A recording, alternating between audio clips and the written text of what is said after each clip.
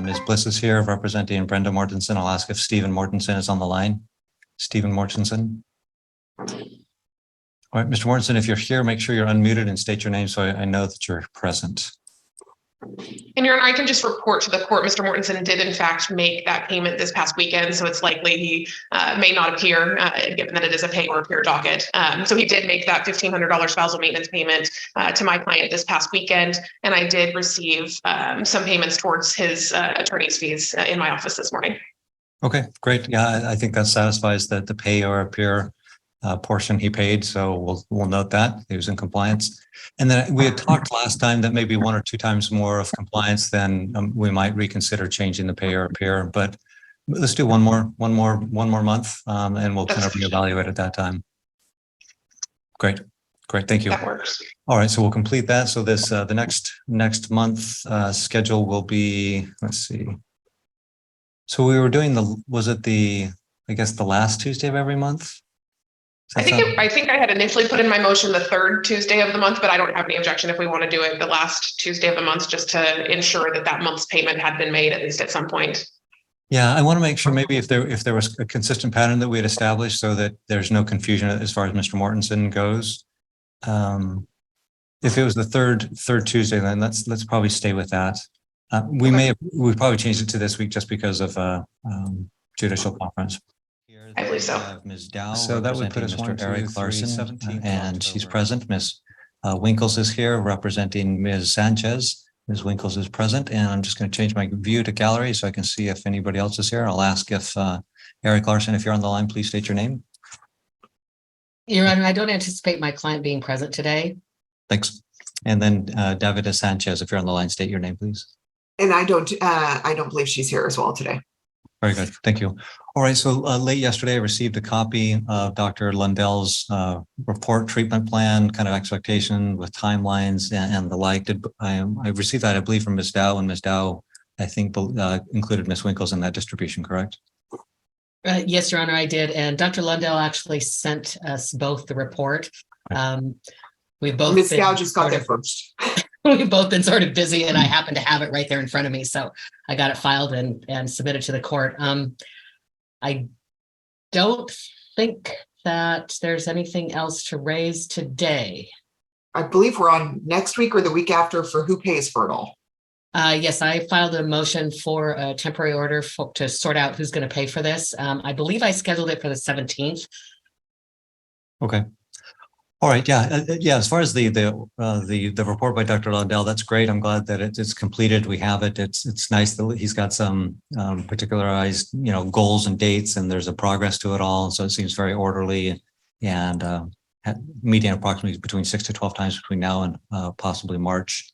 So yeah, and then there's the cancellation power that kind of resides in Jack, and then that there's a potential for even after post completion of the process, there may be supervised visits that might continue for a period of time. So it strikes me as being a reasonable kind of plan and vessel to that can take care of a lot of eventualities that may come up in such a work. So I'm fine with that, with those comments, and we've got the date coming up for the payment of it to address that. So if you don't have anything else to say, I don't have anything else to say.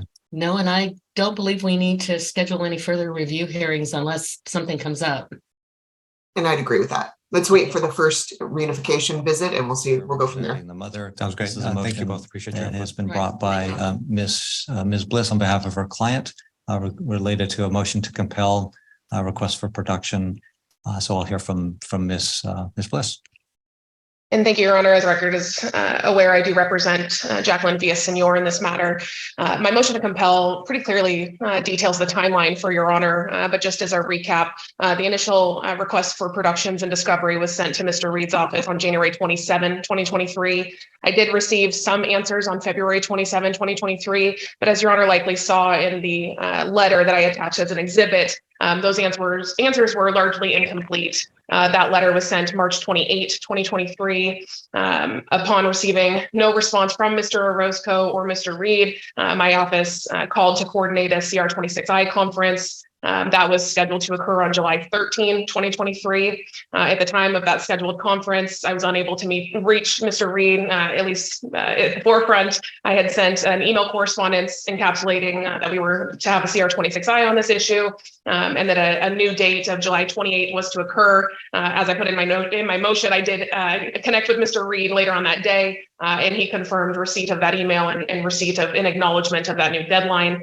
By September 1, when this motion was filed, I simply had not received anything from Mr. Reed or Mr. Orozco with regard to the outstanding discovery. I filed my motion. I will note that I did receive both a response to this motion and production as of Friday, this past Friday at 4:41 p.m. I'm unaware if that has reached the Odyssey file or if Your Honor had the ability to see Mr. Reed's response. Nevertheless, my client has expelled significant attorney's fees just simply trying to get discovery from Mr. Orozco, and granted this is Mr. Orozco's petition, and we do believe that he bears the burden of proving the request that he's making through discovery, and yet he has failed to do so. I haven't had the ability to overview everything that was sent on Friday. I do note that it was a relatively large file that was sent, but nevertheless we were forced to bring this motion, and arguably on the eve of this motion we finally received a response. I did make a request for attorney's fees in the amount of $1,000.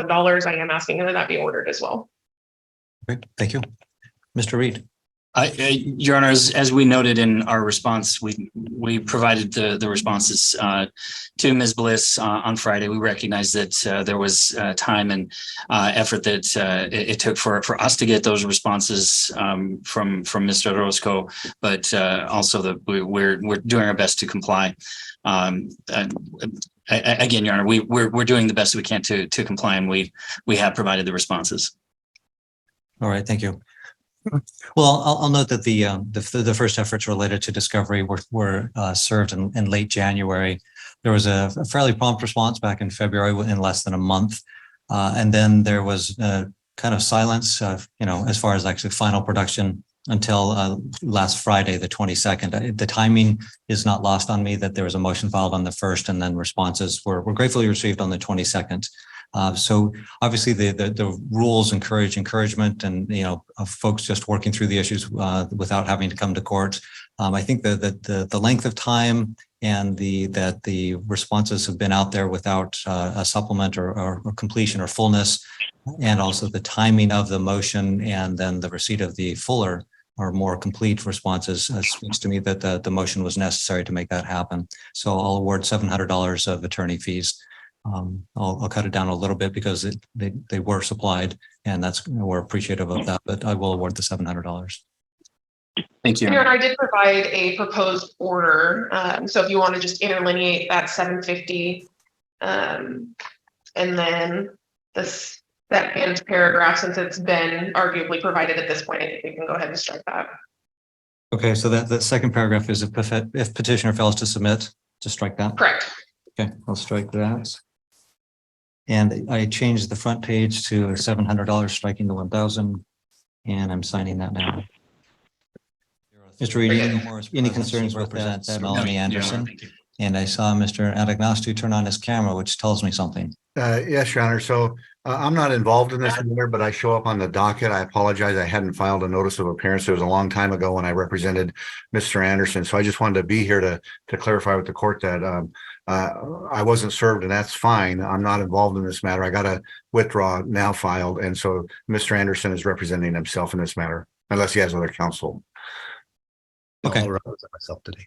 Okay, thank you, Mr. Anderson. Mr. Agnostic, thank you. I appreciate that. I saw that your withdrawal effective date was on the 25th of September, so I appreciate you providing that clarification. Great. And I do apologize for not serving you. I wasn't aware that you were still on. I didn't remember seeing that on Odyssey, but I do apologize. No, you're fine. I'm not involved, and I should have done a withdrawal a long time ago, and it just fell through the cracks. Okay. No problem. All right. So with Mr. Anderson present, Ms. Gilmore is present. I'll just double check to see if your client, Ms. Gilmore, is Melanie Anderson on the line today? I believe she is, Your Honor. Yes, Your Honor, I'm here. Okay, very good. All right. So we're on today for Ms. Anderson's motion related to adequate cause to modify a parenting plan and also related to a restraining order. I've read the pleadings that have been served by the parties or been supplied by the parties, pardon me. So we'll move forward and hearing from the moving party first, Ms. Gilmore, then we'll hear from Mr. Anderson. Thank you. For the record, Megan Gilmore on behalf of the petitioner and moving party, namely Melanie Nelson. I would like to note for the record that I was on vacation. I just returned this morning, but I did see on Odyssey that Mr. Anderson had filed his own summons and petition. I'm not sure if my client was personally served, but I am willing to accept service. Based on that filing, I'm assuming that he's agreeing to adequate cause, but I'll keep my argument relatively brief as I'm aware that the court has obviously reviewed the pleadings. Just going through this, a final parenting plan was entered in May 20th of 2015 that names my client the primary parent of the party's child and provides father weekend visitation. My client explains in detail within her pleadings the extreme anxiety that this now 11-year-old child has been exhibiting prior to entering visitation with her father. My client was proactive through the years and had addressed these anxieties by engaging the child in mental health treatment since she was 8 years old. Father has refused to participate in said treatment, which has created issues with advancing the relationship between him and the child and really truly addressing the anxieties as explained within my client's declaration. Moreover, father goes even further and speaks negative to the child about mental health treatment and counseling and tries to refuses to allow the child to actively engage or to appropriately engage with the counselor himself. The mental health records detail the severity of the child's declining mental health as the child threatens to run away, to frankly kill herself, and indicates that she is afraid to go to her father's because her father will hurt her if he's aware of these disclosures. This issue has really came to a breaking point when this child recently disclosed inappropriate touching and abuse on the part of her father. My client explains in her declaration that she's devastated that if there's any sort of nexus between the anxieties that this child has been exhibiting over the years with this now alleged abuse. More concerning is the fact that within the father's declaration and his materials, he acknowledges that my client has tried to approach this issue with him in the spring, particularly relating to some disclosures by the child of inappropriate touching. He then turns around and frankly escalates the abuse as explained by the child in August of this year. Father claims that there's simply no issues in his home, which is directly contradicted by the statements of the child within the text messages between the child and my client. She is begging to be picked up. She can't sleep. She's more concerning, even indicating that she's afraid of her father. What you see in response to that is my client trying to facilitate the visitation and going as far as even walking the child through breathing exercises to combat these anxiety attacks that are happening in a father's home. My client delayed bringing this action as the child, again, has begged her not to confront these issues with father because she's simply afraid of retaliation. Father has gone as far as disclosing to this very young child that his father, so the child's paternal grandfather, committed suicide, and when he gets upset, he contemplates suicide as well. Best case scenario, this is pretty severe manipulation. Worst case scenario, I'm very concerned that this is some sort of grooming in hopes that father can avoid the child disclosing what's going on in his home. At the end of the day, we must look at what's in the best interest of the child in this case. And this child is severely declining in mental health. She's unable to basically function days before visitation. She's physically ill. She's threatening self-harm. She's threatening to run away if she's forced to go to visitation. At this point, we have an active CPS investigation as this child has mimicked the disclosure she made to my client to law enforcement. So we need to progress that through the case and determine, frankly, what is in the best interest of the child. At this point, we are asking the court to find adequate cause. Again, I do believe that father is stipulating to adequate cause by bringing his own petition for modification.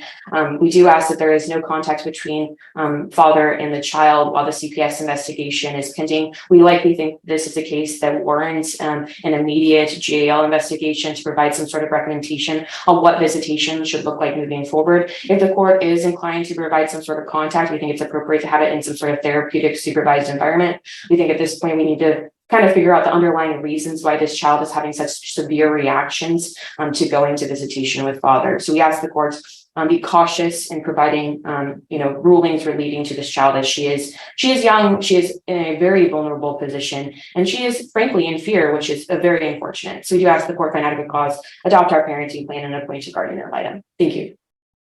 All right, thank you. Okay, Mr. Anderson, maybe just a quick preview as far as you filed a motion related to adequate cause and modification, and you heard Ms. Gilmore's comments related to that. So are you agreeing or stipulating that there is adequate cause to modify the parenting plan? I feel that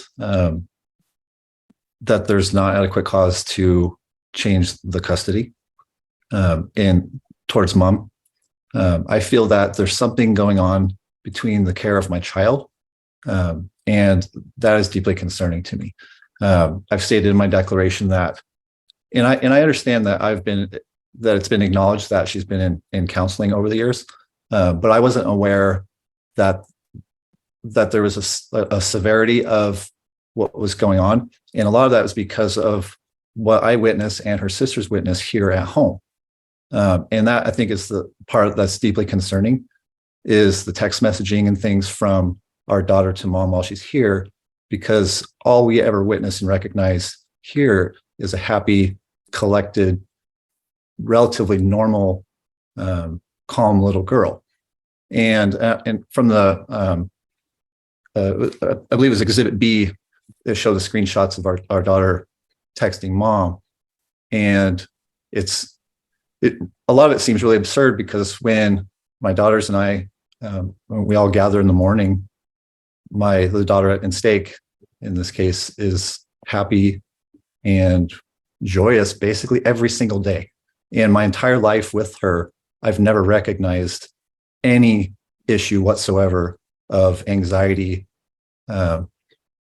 or panic or any type of fear that I've ever my entire life recognized with her or have her sisters. And I bring that up because I just am concerned about what she's being exposed to basically villainize me as her dad. And so I agree with have the guardian ad litem involved, because I would love to have somebody come here and see what my life is like with any of my children. And I agree with having some supervised reunification visits. So, because I understand our daughter is going to be probably really nervous because of this whole situation. And I think it would be really good to see how I handle our child in a situation like this, because it's all so absurd and kind of out of the blue with any of my children. And I agree with having some supervised reunification visits. So, because I understand our daughter is going to be probably really nervous because of this whole situation. And I think it would be really good to see how I handle our child in a situation like this, because it's all so absurd and kind of out of the blue. And I don't know really where like a lot of this has come from. And so I feel that because a lot of the school situation stuff, I don't think it's really in the paperwork, but I just feel like there's coaching and I've heard the word grooming, and I don't really even really understand the word grooming, but I feel like over the years that our daughter is being basically coached into making me a villain.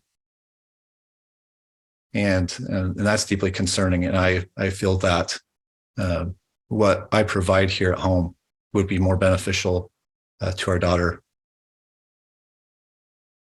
Okay. All right. Thank you, Mr. Anderson. Okay.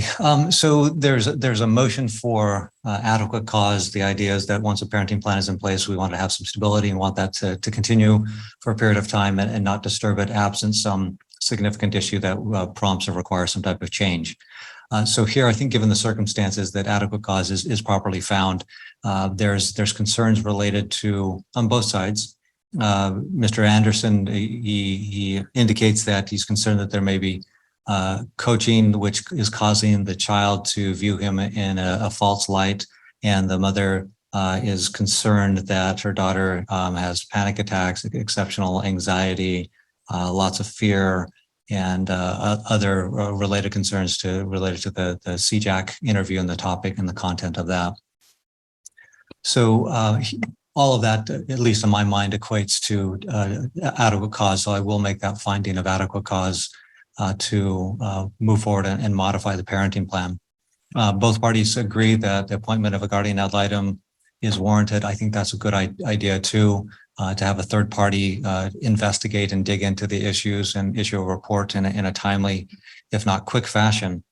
So there's 3 guardians ad litem that are next on the list, and that's how we do it. We give the 3 next individuals that are on the list, and each party has the right to strike one of those 3. And then if we end up with 1, that's the person, or if nobody strikes anybody, or one person strikes a GAL and the other person does not strike the GAL, then we take the person that's on the top of the list. So I'll ask the clerk to name the 3 individuals, and then you can exercise your strikes if you want. The 3 names are Ann Height, Twyla Corey, and Heather Kale. Okay, we're able to hear those names. Yeah, yes, Your Honor. Okay. Yeah, Oh, you're yes, Your asking me? Honor. I have no preference really over it. I'm fine with Ann Height, and she was the first. Yeah, Okay. that's fine. Great. All right. So I'll appoint Ann Height as the guardian ad litem. And what I'd like to do is get her quickly involved in the case and set a review hearing. Let's see. I'd like to set it for the 24th of October. That's a fairly quick set in court time, which allows Ms. Height to contact parties, do some investigation, speak with individuals, write that report up, distribute it, and then come to court and talk about it. So I'll touch base with the parties of October 24th, if that works for your schedules. Ms. Gilmore? Yes, that does. Thank you. Thank you. Mr. Anderson? Yeah, that should work fine. Thank you. Okay, we'll set the date for October 24th at 9 a.m. for the guardian ad litem report. The next issue relates to, there's a motion to limit basically Mr. Anderson's contact with the minor child until that interim report has been reviewed and we have a better idea what's happening. Ms. Gilmore, do you have any comments on that? Again, we just don't have the investigation is still open with CPS. I don't believe that CPS has spoken with Mr. Anderson, and I would be hesitant to move forward with any contact absent input from the guardian ad litem, but I do understand the court, wanting to have some sort of contact between the child and father. I would recommend potentially maybe a FaceTime visit or a telephone call, or some sort of, like I said, therapeutic environment, i.e. reunification counseling. I just know that particularly in Cowlitz County, that's difficult to set up at this point. So I'll have to defer the court, but the current proposed parenting plan is no contact until we have the GAL's interim report. Okay, thank you. Mr. Anderson? I mean, obviously I miss her. It's not normal to not have contact with her. I feel that some kind of supervised thing, some type of supervised visit would be probably more beneficial to her because the way, I mean, just all the allegations of her being stressed or scared or nervous or whatever, I think it would be in her best interest to have some type of supervised visit. So I agree with that. When was the last contact between you and your daughter? It's probably been almost 6 weeks, I believe. It has been hard. It's not, like I said, it's not normal to be able to not be able to communicate with her. I know her sisters are struggling as well. But obviously I would love things to be back to being able to communicate. I feel I'm capable of doing that with her. But as far as what's beneficial to our daughter right now, however we can make that happen, I would love to see her and talk to her. All right, thank you. So here's my perspective from what I've heard from the parties and read from the parties. This young lady's anxiety level is described as being pretty exceptional and pretty high, and there's significant concerns related to some fear. There's been concerns raised as far as the issues related to suicide and that being a possible tool or of control or manipulation, what have you. And then on the other hand, we have the issue of a father and a daughter not being in contact for a really long period of time, which I assume hasn't happened in the past, and the strain that puts on any relationship. We do have the appointment of the guardian ad litem and having that report on the 24th of October. The controlling, at least the controlling principle here, at least in my mind, is the best interest of the child. And I'm at a bit of a loss because I don't know exactly what's going on. I know there's a lot of concerns on both sides. And I know that there's some pretty serious allegations that are out there that if I were to quote unquote, well, if I were to require visitation, I may be putting that young lady in a position where she's experiencing increased or even more anxiety or concerns. And yet at the same time, if I don't allow the visits to occur, that may cause equal harm or damage or concerns.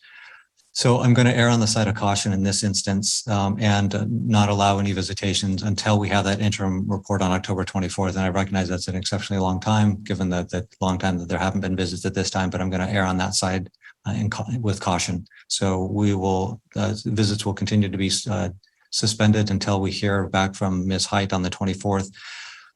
So that's my ruling on that. As far as the guardian ad litem, I am going to just have that be a 50-50 pay at this point, because I don't really have a insight onto the party's financials, but I'm open to hearing from the party if there's any special concerns if we were to not do the 50-50 payment. So Ms. Gilmore and Mr. Anderson, do you have any input? Well, oh, sorry. Can I go? Sorry, you go first. You're welcome to go first. Yeah, well, I'm part of why I'm representing myself is I have basically no money. So being able to contribute towards anything, even consultations, has been nearly impossible. I'm basically working part-time right now in transition of my job basically changes in January to a full-time position. But right now it's a huge struggle, even just to try to make rent and provide for my other two daughters. So being able to contribute towards really anything right now is nearly impossible. Thank you. Ms. Gilmore. And I was trying to pull up the old child support order, but again, that's from 2015. If I do recall, I believe my client is not working, so this may be a county pay case. I can provide more information potentially at the next hearing, but I do understand that we want to get the order entered. But I also don't want to, the parties can't pay, so then the investigation can't move forward. So potentially a county pay case, and then we could reserve for compensation with more financial information. I think that's a wise suggestion. So I'll set it that county pay for both parents. That way that the investigation will not be delayed. So it'll be county pay. And I will specifically reserve the issue of reviewing that county pay arrangement for a later period of time where we have a better idea of finances. So at this point, it'll be county pay unless it's on reservation, it's changed. Okay. Mr. Anderson, any questions on what I just said there about that order appointing guardian ad litem? No, I think I understand. Okay. All right. So Ms. Gilmore will get that out today. She'll circulate it to myself and to you. Upon receipt, I'll go ahead and sign off on it if it's accurate, which I'm assuming it will be, appointing Ms. Height at county pay for both parents with that specific reservation to review it at a later time. And I'll just do the generic any and all issues on the investigation section. Okay. I think so. That sounds appropriate. Yeah, I don't want it to have it be limited in any way. Okay, so at this point, let me double check with the parties if there's any other issues that need to be addressed or if that covers things. Ms. Gilmore. Can we set it on for presentation for the other orders, adequate cause orders for the 24th? On the 24th of October. Yeah, that's fine. Do you have any concerns with that if we were to set this over, Mr. Anderson, to the 24th of October, which will be the guardian ad litem interim report, set it for that same date for the presentation of the order of adequate cause that I ruled on today? No, that should be fine. Thank you. Okay. All right. Very good. So we'll set it for that dual purpose on the 24th of not only the interim report, but also the, I believe, adequate cause presentation. Ms. Bliss is present. She represents Taylor Flick. Ms. Bliss is present. And is your client present, Ms. Flick? Yes, Your Honor, I do see her present on the Zoom call today. Great. Thank you. Welcome to you, Ms. Flick. And then Isaac Bondurant is the respondent. Mr. Bondurant, are you on the line today? Yes, Your Honor. Okay. Welcome to you. We're here. Pardon me. We're here on a motion brought by Ms. Flick, and a motion for finding of adequate cause to change the parenting plan related to that, adjustment of child support, and also a motion for a restraining order, and a motion on temporary orders. So that's why we're here. I just want to touch base before we get going with Ms. Bliss as far as service. I see that Mr. Bondurant was served on September 8th for the parenting plan and adequate cause modification issue, which was not 21 days prior to today. And then as far as the restraining order, it looks like he was served on September 7th, which would be within the 14-day period from then until now. So I just want to get your take on that before we get started. Correct, Your Honor, and I think I'm happy to, well, first and foremost, Mr. Von Rey didn't file any sort of response, so obviously that may hamstring us before we move forward today. I think my intention was to have both cases heard at the same time for obviously judicial resources, my client's resources, and the like, knowing that we had that 14-day timeline for the restraining order. I did put all of matters on for today with the expectation that if it needed to get set over, it could get set over.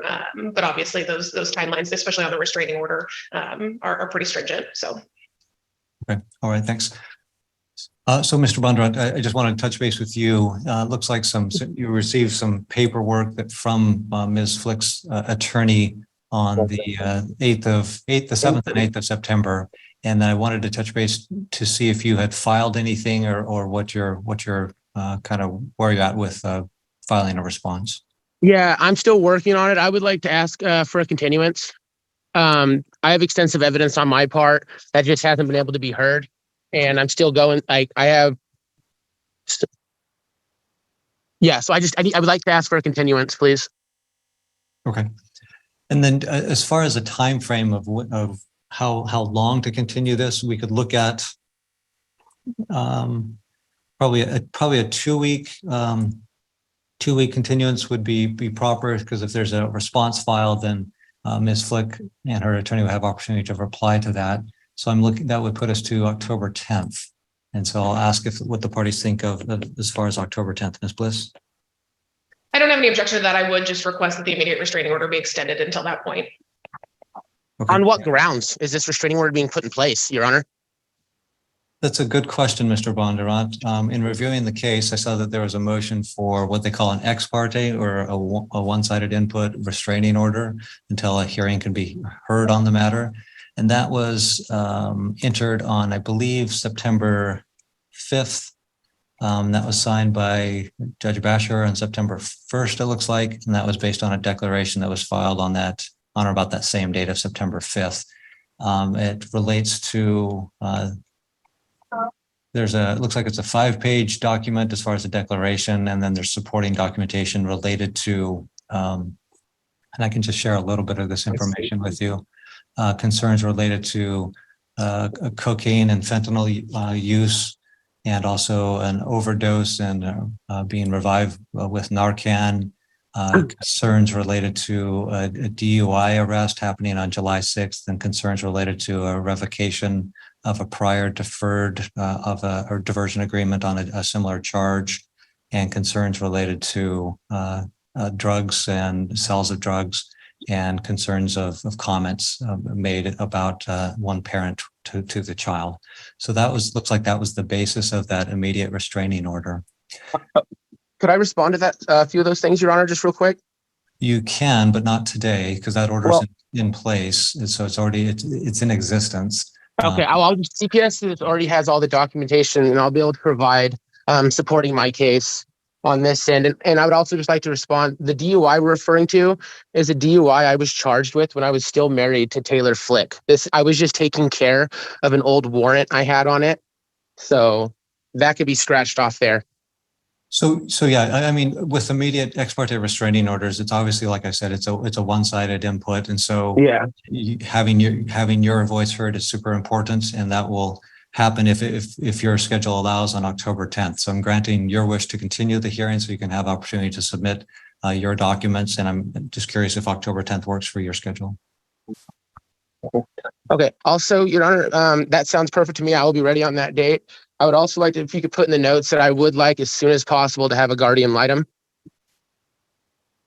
That's something that is certainly in your response when you submit your response or your view of the situation. That would be something that you could make motion of or make mention of in that paperwork also, so it's documented.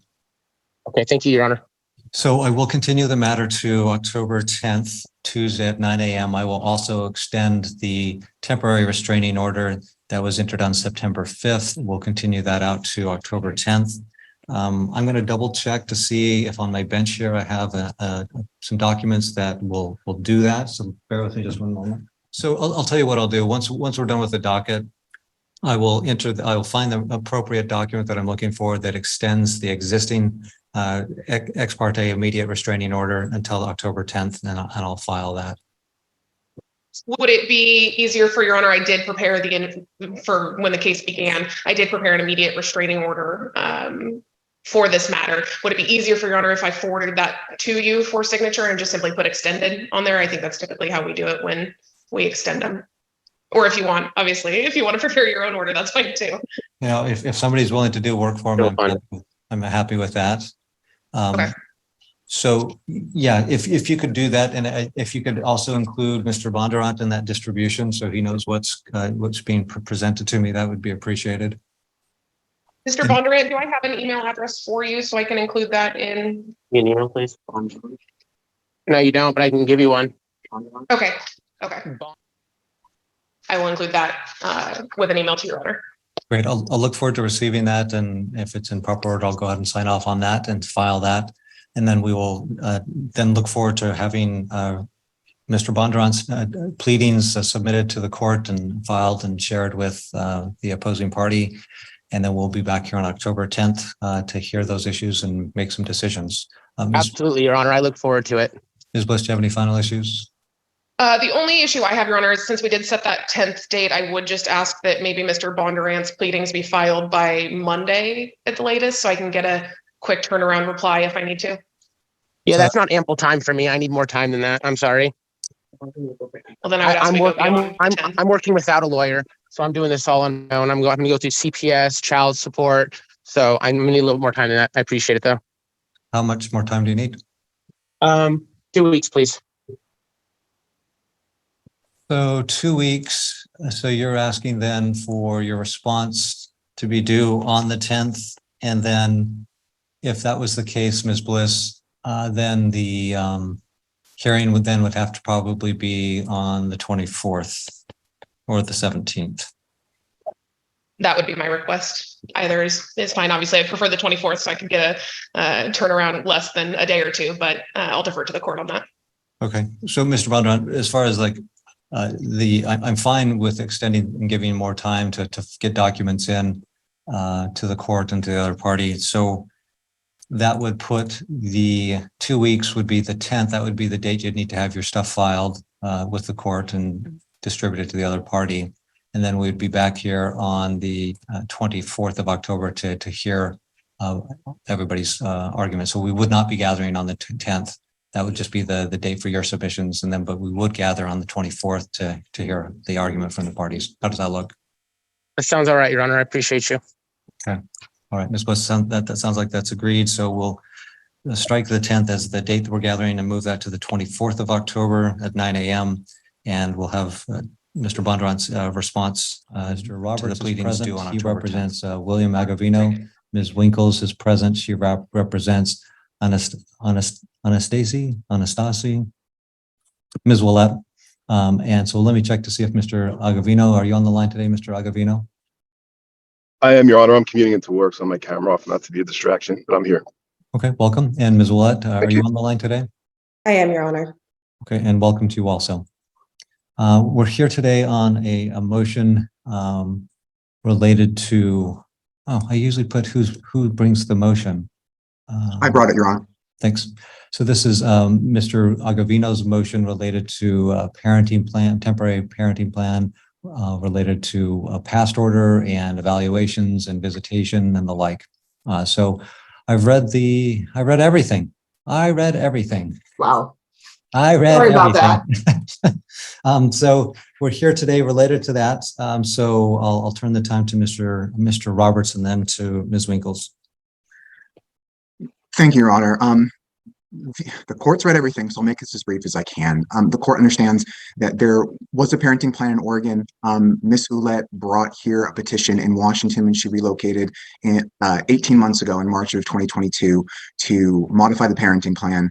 Her parenting plan and the terms of her parenting plan with respect to my client were adopted 100% in full. The only difference between her proposed parenting plan and what was actually signed by the court was an additional stipulation in order that she provide a substance abuse evaluation with collateral input and a nail test with ETG. Neither of those she's done. Other than that, she got everything she wanted 14 months ago. My client has, oh, excuse me, subsequent to that, there was a GAL report that was filed in January of 2023. That was prior to me coming on to the case, but that gave Ms. Ouellette the full opportunity to provide every piece of information that predated 2022 to both the court and to the GAL. The GAL's recommendation was consistent with the court order, and my client obtained a domestic violence evaluation in California. The court understands that different states have different requirements, different states have different abilities, and finding an evaluator in California was extremely difficult. My client wanted time sooner than later, but it took months to get on the schedule for an evaluator who is a forensic psychologist. She's qualified and she did a thorough job. She talked to Ms. Ouellette. Ms. Ouellette was tight-lipped with respect to the alleged physical issues between the two of them. Interestingly enough, she was not tight-lipped in a declaration filed by her attorney. And this is all information that she could have, and I have not reviewed the full GAL file, but I would assume that she told the GAL everything she wanted the GAL to know. So we have a situation where my client did submit the evaluation. His requests are precisely what the GAL recommended once the evaluation was done. He's doing therapy with that doctor's office, with a separate provider in that doctor's office, pursuant to the recommendation. It's a pretty clear-cut issue. I know Ms. Winkles is new to the case, but Ms. Winkles has not helped Ms. Ouellette provide any information that this court, it was Judge Hahn, but Your Honor is sitting in the same seat, hearing the same kind of hearing over a year ago. This information was all available. I didn't cross-check every fact, but a substantial amount of it was provided to Judge Hahn. This is not an issue of newly discovered evidence. My client has a constitutional right to parent. My client has had concerns with parental alienation for a significant period of time, especially, well, I shouldn't say especially. Court understands from his reply declaration that Ms. Ouellette gave him time with the kids unsupervised prior to him meeting his now wife, who he's been happily married to for 3 years without incident. And then things changed subsequent to that. Without getting too much to the histories, I think that's inappropriate for this conversation since we have relatively recent rulings and GAL report.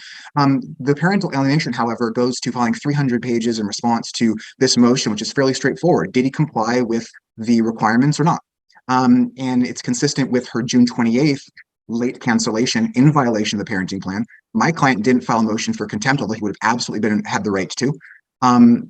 She canceled the visitation 3 or 4 hours before it was supposed to start, saying, oh, I have a new job that I obviously learned about more than yesterday, but I didn't tell you until now because I'm trying to create problems. And now she's trying to delay the process further. Every professional that's touched this case, Miss Corey, who I was here on the Zoom earlier today, I haven't checked right now. Miss Corey, Beth Fellows, who has been doing the supervision, and Dr. Ryan, who's a certified doctor in psychiatry, all three of them do not agree with Ms. Ouellette's assessment of who my client is and what she wants the court to believe. There's 3 professionals disagreeing with her, but yet she is still trying to put up a smokescreen to the court and essentially move the goalposts in the 4th quarter with 2 minutes left. She got what she wanted over a year ago. Now there's a memo that seems to indicate that what she asked for a year and a half ago isn't even appropriate, which just puts my client in a position of not knowing that there is a law of the land, because she's going to change her mind when we get close to court and she doesn't like what happens. So she's going to put up something new to try to convince the court to not follow the order that she got because she asked for.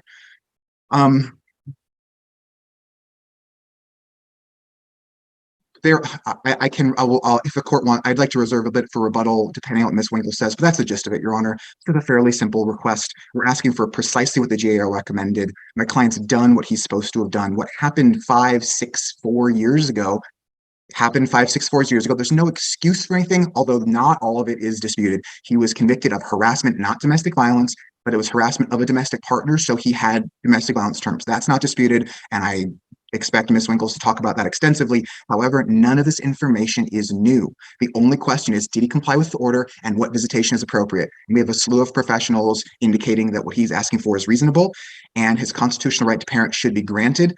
And I ask the court to adopt his parenting plan or a small deviation from that, and to ask Ms. Ouellette to do what she should have done over a year ago. He's technically in contempt for not doing it, and complete the substance abuse evaluation with collateral input and provide the nail test with ETG. Thank you. Thanks. Ms. Winkles. Yes, Your Honor. I think we need to start from what the actual statute says and how you change a parenting plan when you have findings. And in this case, we look at the minor modification. We can start from there. And this actually precludes a change for the father unless he can show. So it has to be the factors that were in the original order. You essentially the main. Ms. Rushbanks, could you mute, please? Thanks. So it's whatever limitations there were in the original order. RCW 2609-191, 2 or 3, you can't see expansion unless you can go under the subsection and show a substantial change in circumstances specifically related to those limitations. And in this case, we have the limitations of domestic violence and we have the limitations of substance abuse. What counsel for the father is failing to bring to light is that dad hasn't done what was ordered. And in the guardian ad litem report, and I am absolutely new to this case, but the guardian ad litem report is very clear. It talks about the steps that were laid out in the Oregon order in order to change. The Oregon order was very clear that dad had to do what was in his probation. He had to complete the steps that were in that probation, and it was a DV harassment. He had to do the steps that were in that order in order to change the parenting plan. And the language was very clear. It said there can't be a change unless dad does this. What didn't dad do? So for years and years and years, dad failed to get a domestic violence evaluation with collateral contact. He just didn't. He had to stop drinking.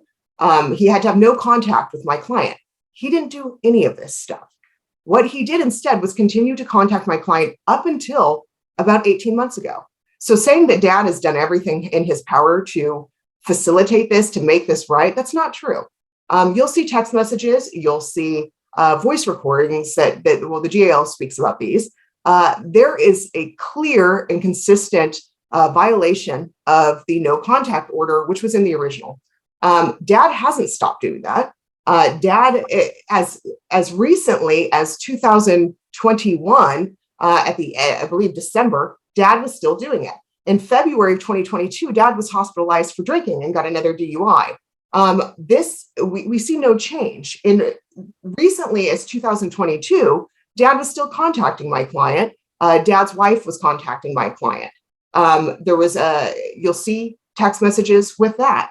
The fact is that dad didn't do anything. And what dad is attempting to do, which is common of DV abusers, is find a loophole in order to still assert control. So the claims that this Dr. Ryan was a forensic psychologist, a doctor of psychiatry, I believe is what Mr. Roberts said, is absolutely fundamentally wrong. She's a clinical psychologist, according to her license work, that is different from a forensic psychologist, which is what is needed in a DV evaluation. Washington has very specific rules on who can give these evaluations.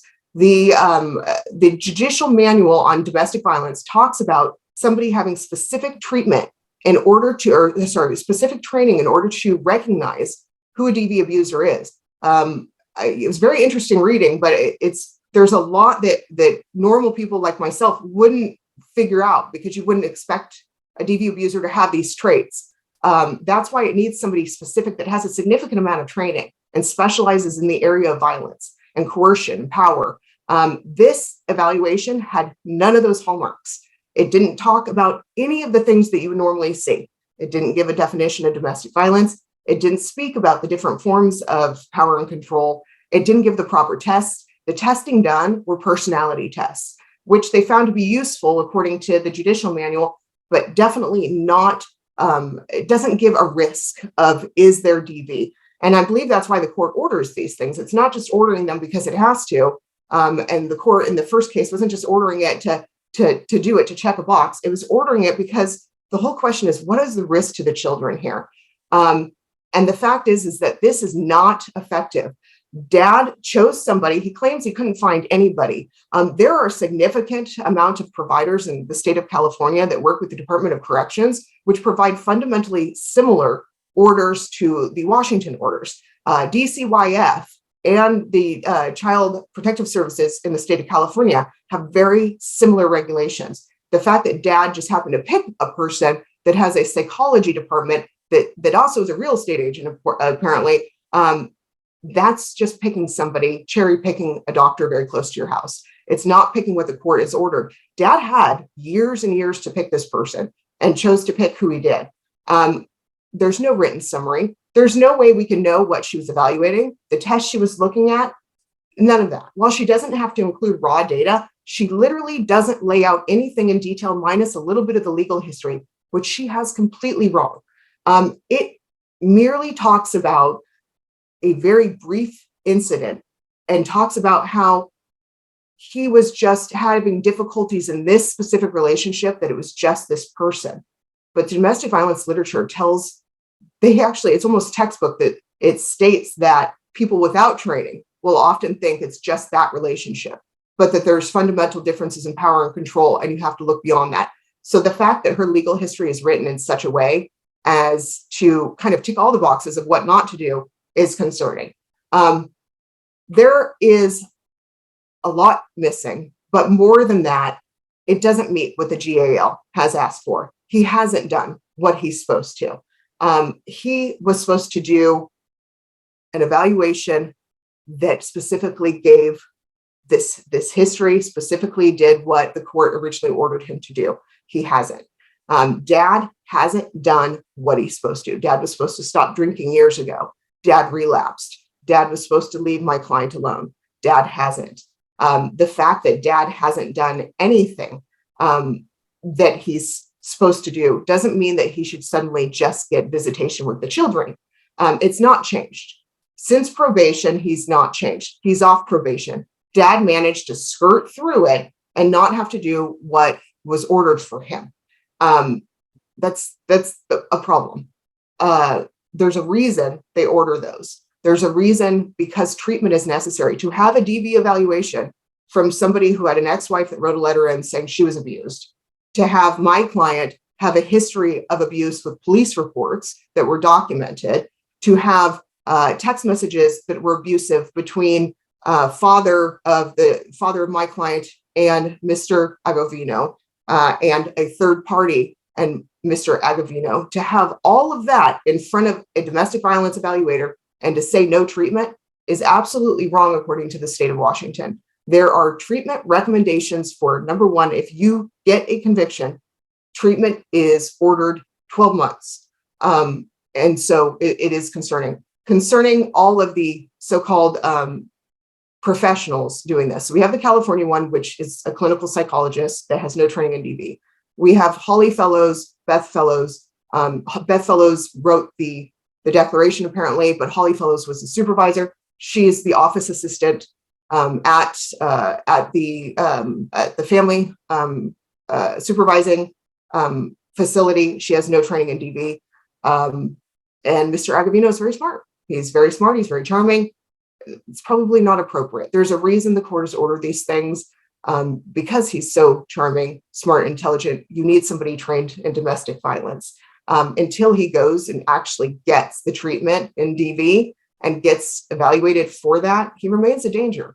And he remains a danger from what he's already been doing, which is using the children to ask significant questions.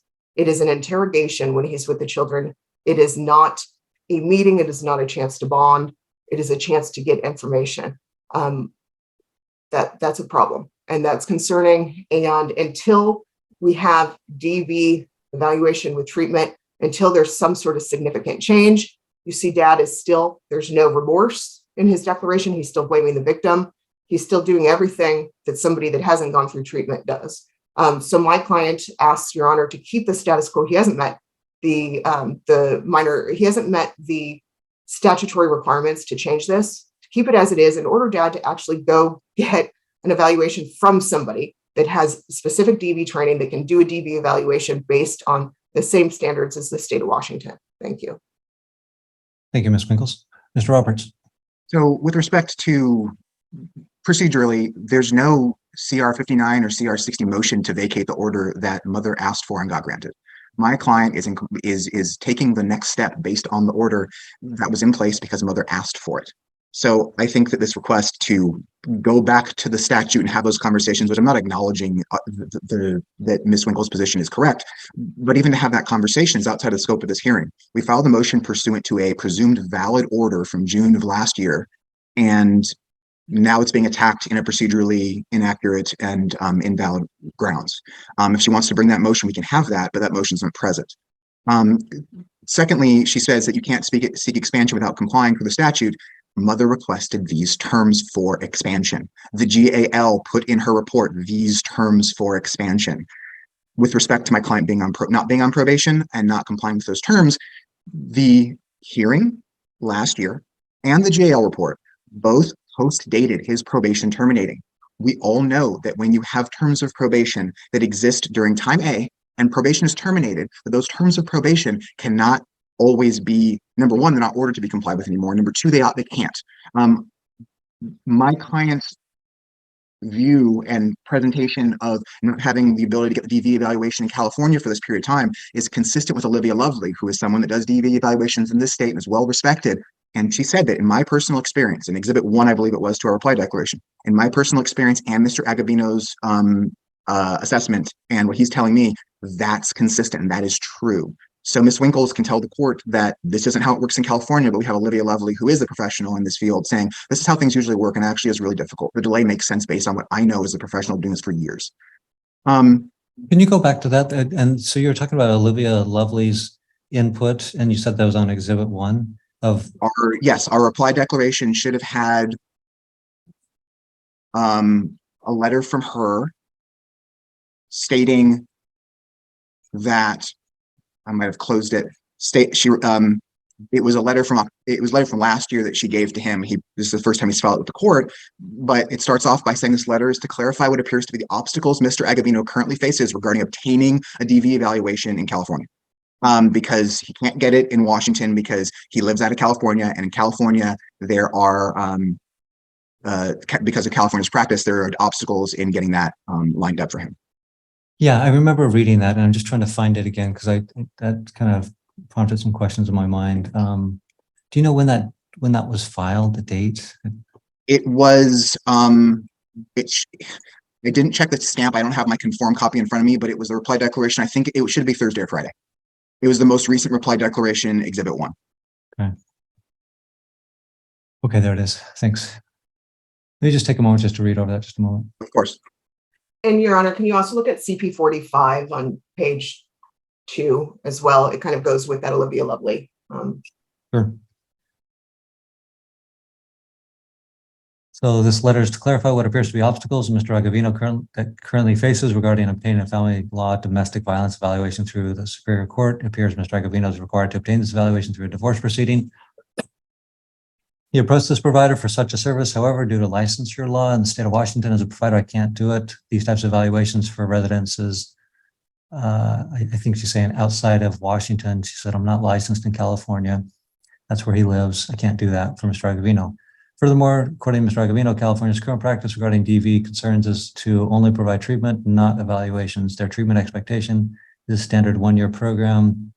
Although I have not verified this expectation with any agency in California, my typical experience has been that clients who are transferring from California courts to my agency under a criminal conviction do not require an evaluation. They require 1 year of treatment, which is kind of the default rule that Ms.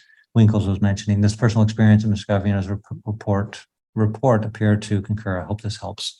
And then you said this is clerk's paper 45. Yes, and that's the GAL, the order on GAL. It's number 4 specifically. Talks about what the evaluation needs to have in it. I'll review that and we'll give the floor back to Mr. Roberts, and I appreciate the indulgence. So the father shall obtain an evaluation that addresses the allegations of domestic violence, shall be via a mental health evaluation with a DV component, a DV risk assessment, domestic violence evaluation, other similar evaluation that addresses domestic violence perpetrators and provides recommendations for treatment, if applicable. This evaluation shall be conducted by a licensed professional with input from mother and the GL. Father shall sign any required releases. Evaluation should be submitted to the court. Diagnoses and recommendations should be provided if applicable. Thanks. Go ahead, Mr. Roberts.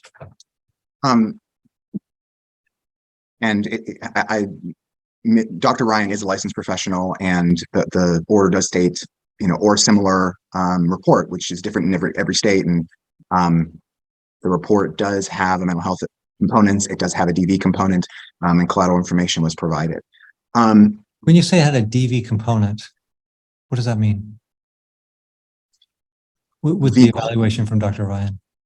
Well, the evaluation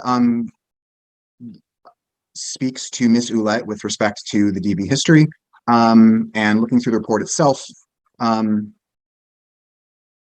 There's a variety of assessments, diagnostics, and test results. Okay, thanks. Excuse me for being slow, but there is a spousal assault risk assessment guide that she specifically assessed, which reads like a DV component to me, spousal assault risk assessment.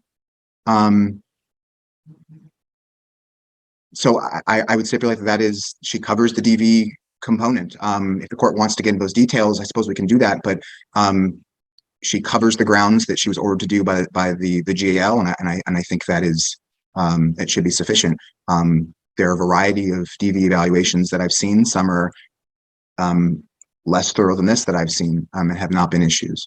But I can move on. Ms. Winkles mentions issues saying the most recent contact or something like that was 2021. There was a hospitalization in 2022. She said it was a DUI.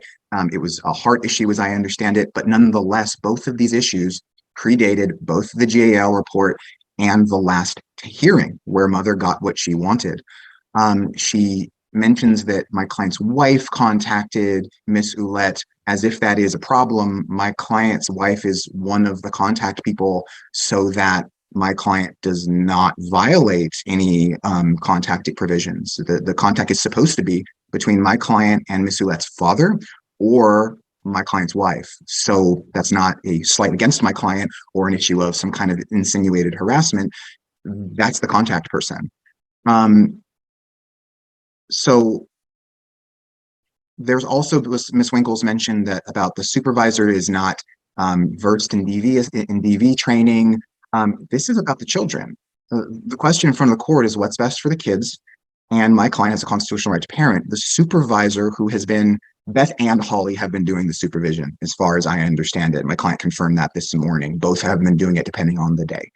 And the supervision has been going on since last October. We're going on a year now of supervision. And there's been no issues causing concern in either supervisor's mind. Whether or not they're versed in DV is beside the point. This is about his relationship with the children. There was nothing found by the GAL or any criminal court that there was any abuse towards the children. I understand this is a high conflict case. No one's disputing that. That's been addressed 14 months ago and in the GAL report. The fact that he's not being assessed for DV every video visit is completely beside the point and outside the scope of what the court should be considering. Ms. Winkles mentions my client interrogates the children. That's just not in the record in any way. My client asked a lot of questions at the beginning of the visits because it's over video, and what else are you supposed to do when you have kids across a video screen? You can't go for a walk in the park. You can't buy them ice cream. You can't give them a hug. So you talk to them and you ask them questions. How are you doing? What did you do this week? And it was overwhelming for them as small children who hadn't seen him in a while. So that changed. It changed many, many months ago. And the reporting from the supervisors is that once that changed, they started doing games. They had some visits at the children's home as opposed to office. And that really broke the ice into where, oh, they were at home, things lightened up, they got easier. Then when they went back to the office, it actually, that ease carried over. All signs indicate the visitation's going well. So we have nothing to dispute that in the record. So we should accept that for what it is and move forward with the best interests of the children analysis. And all signs point to having some in-person visitation. And if the court's going to make another evaluation happen, and I do object to that, but mother can choose an evaluator and pay for it. My client did what he was supposed to do. She provided everything that she thought she should provide to the evaluator. And now she has, after that, throwing all the things back at the court to disturb the findings that have been made by multiple professions. And Your Honor, if I can just one sentence, essentially. My question is, Olivia Lovely said treatment is a standard 1 year. Our treatment is a standard 1 year if you have any sort of DV history whatsoever. Yet somehow in this report by this person without any DV training whatsoever, dad gets absolutely no treatment. That goes against what Olivia Lovely stated, goes against what Washington recommendation, not even recommendations, but the rules are according to DCYF. I believe that would go against what Ms. Corey would expect. She's here today. And this is an issue. And we're not looking at the constitutional right here. We're looking at whether or not children are protected. Children with parents that commit DV have DV and have significant issues over their entire life, even if they're not the ones who have been directly abused, just the perception and the visual of violence is enough to fundamentally change their brain, their history, everything like that. So I'd ask you to give consideration to that. And Ms. Corey is here today. And Your Honor, if I may briefly respond, I'm sorry. I just need to mention that we have an order in place for over a year, and this wasn't in place for a year ago. My client would have done it if it was ordered, but it wasn't, and it was her request, and the GAL didn't recommend it. And here we are being to push things 2.5 years out because mother did not make the request that she wanted, and now she wants a new request a year and a half later. I'm open to Ms. Corey speaking, of course, but we've been operating under an order that was mother's request for over a year. Thank you. All right, Ms. Corey, lots has been said. Do you want to chime in and share your perspective?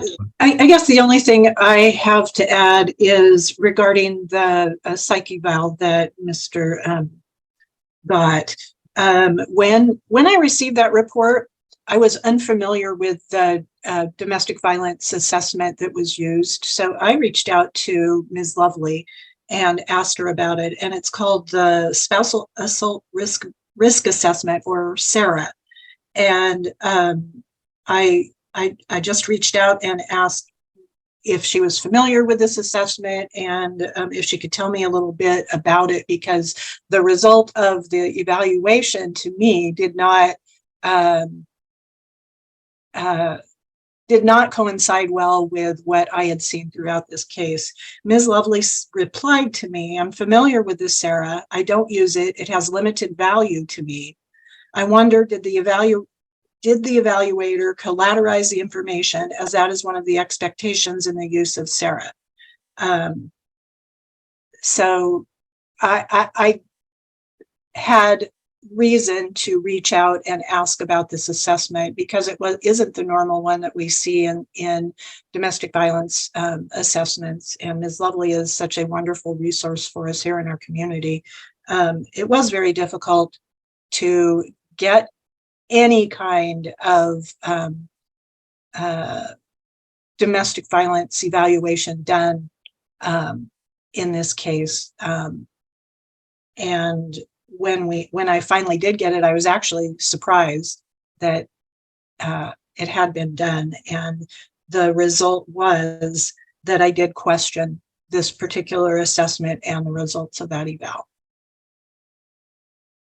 Great, thank you. All right, so there's a motion brought by Mr. Agavino related to visitation. His proposal is to have 2 in-person visits each month, the second Wednesday and Thursday of each month. His proposal is to have it occur for 4 hours, maybe kind of a break-in period for a lesser period of time for a number of months, and then move to 4 hours.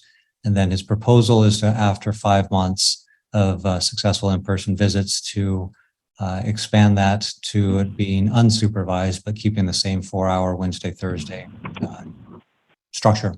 So that's the proposal. Let me turn to the evaluation done by the psychologist. The psychologist is a clinical psychologist based on the screenshot that was captured. The doctor is clinical, not forensic, doesn't appear to be a specific specialty in domestic violence. So I take note of that. People are going to do what they do as far as, other jobs and stuff. The fact that she's a real estate agent, maybe she just likes that. It's a pre-existing thing. I don't know what to make of that. Some people talk about hobby lawyers that kind of do practice law a little bit, dabble in it, and are not really in it. So there's some issues raised there that may be applicable to a psychologist that's maybe not fully in the deep end of the pool, swimming laps with the rest of the psychologists, I guess. So we have this evaluation that's completed by Mr. Agavino through Dr. Ryan.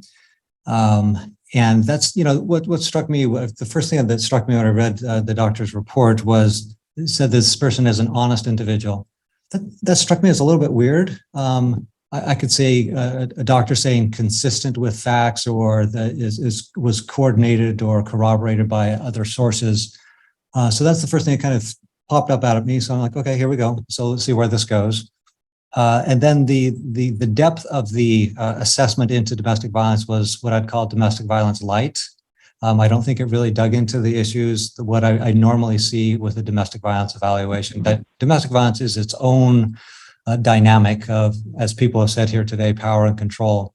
And it's if you're not aware of it, there's some subtleties that can escape folks who may not have as great of experience or ability to work with an individual who may have domestic violence in their past.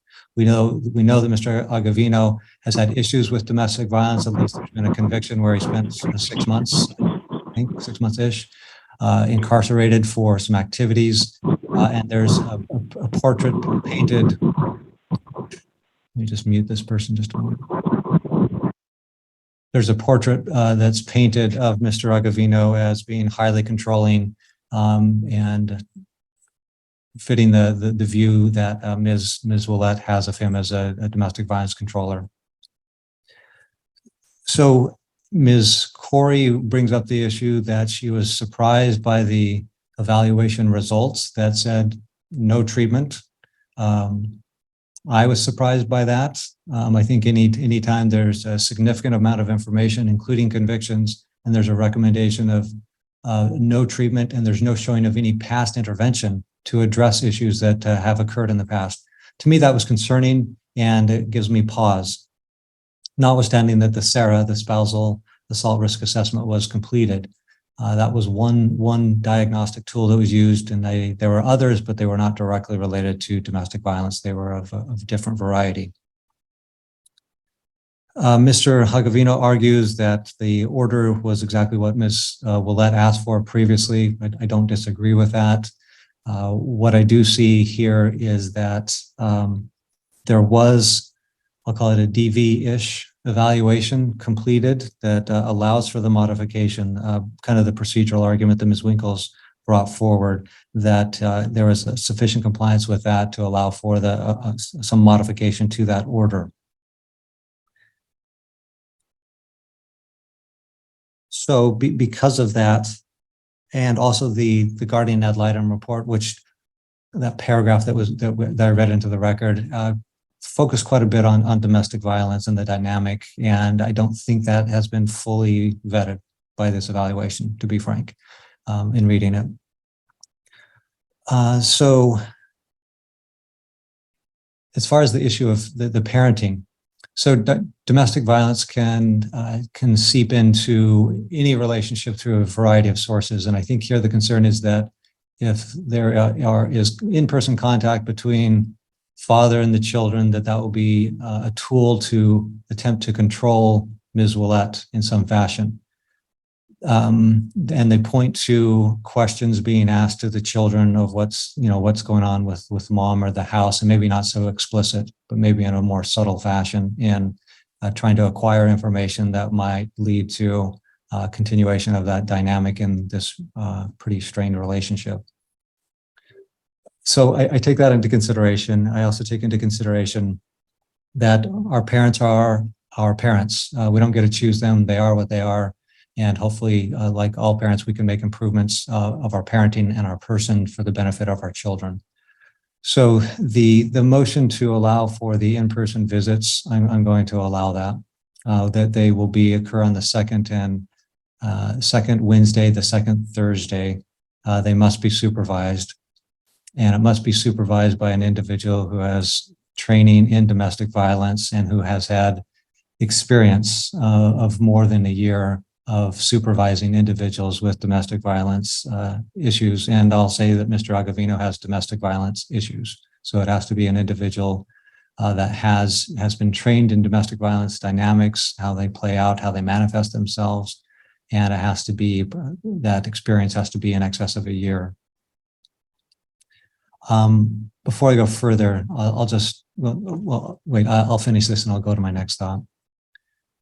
So because the children haven't been with the father for quite some time, I think there does need to be a transition period of 2 hours on the Wednesday and the Thursday during that supervised visits, and that'll occur for 2 months. After that, it can go to the 4 hours.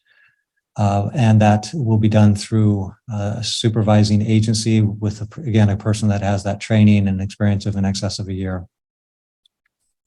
After 6 months of successful in-person visits, before we go to or consider expanding visits to non-supervised, there needs to be some intervention as far as domestic violence.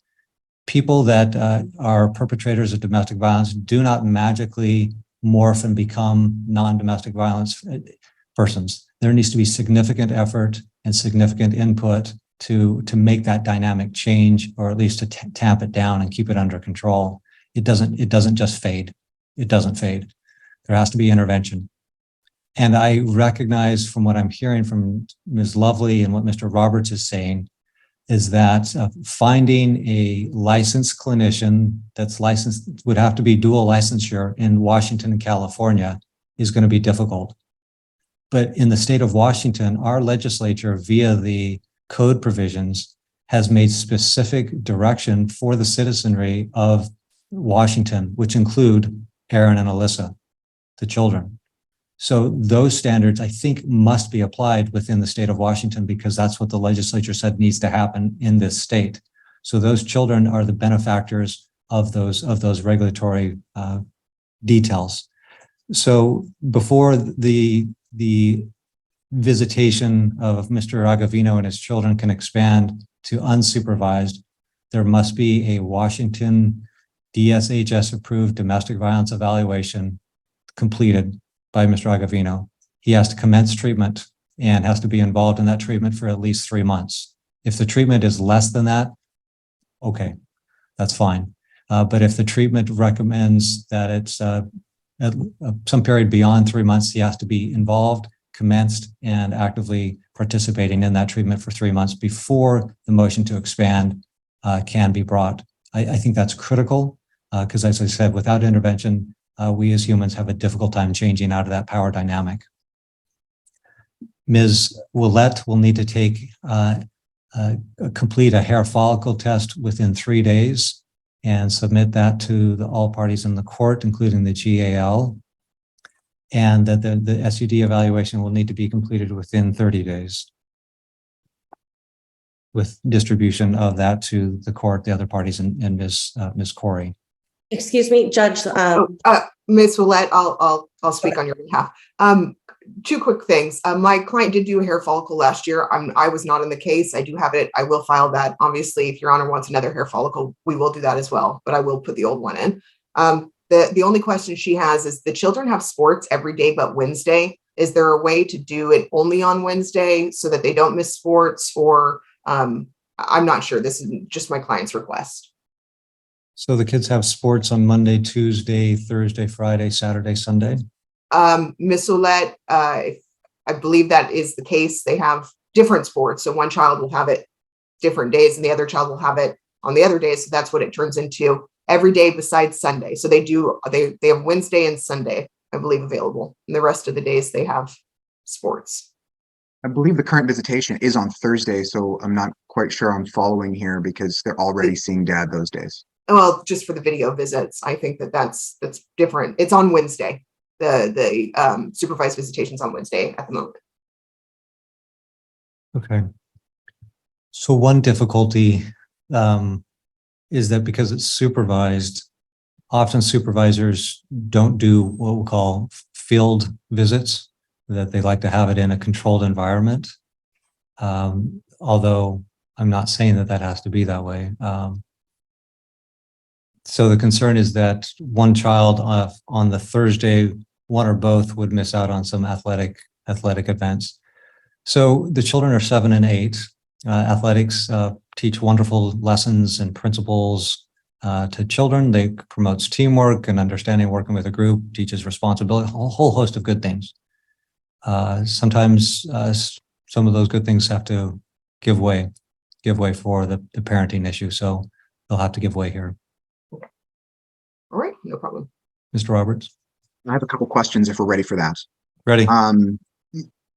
So I understand that Beth Fellows is trained and should be sufficient for these visits. So I would propose her if that's agreeable to everybody. Is that okay?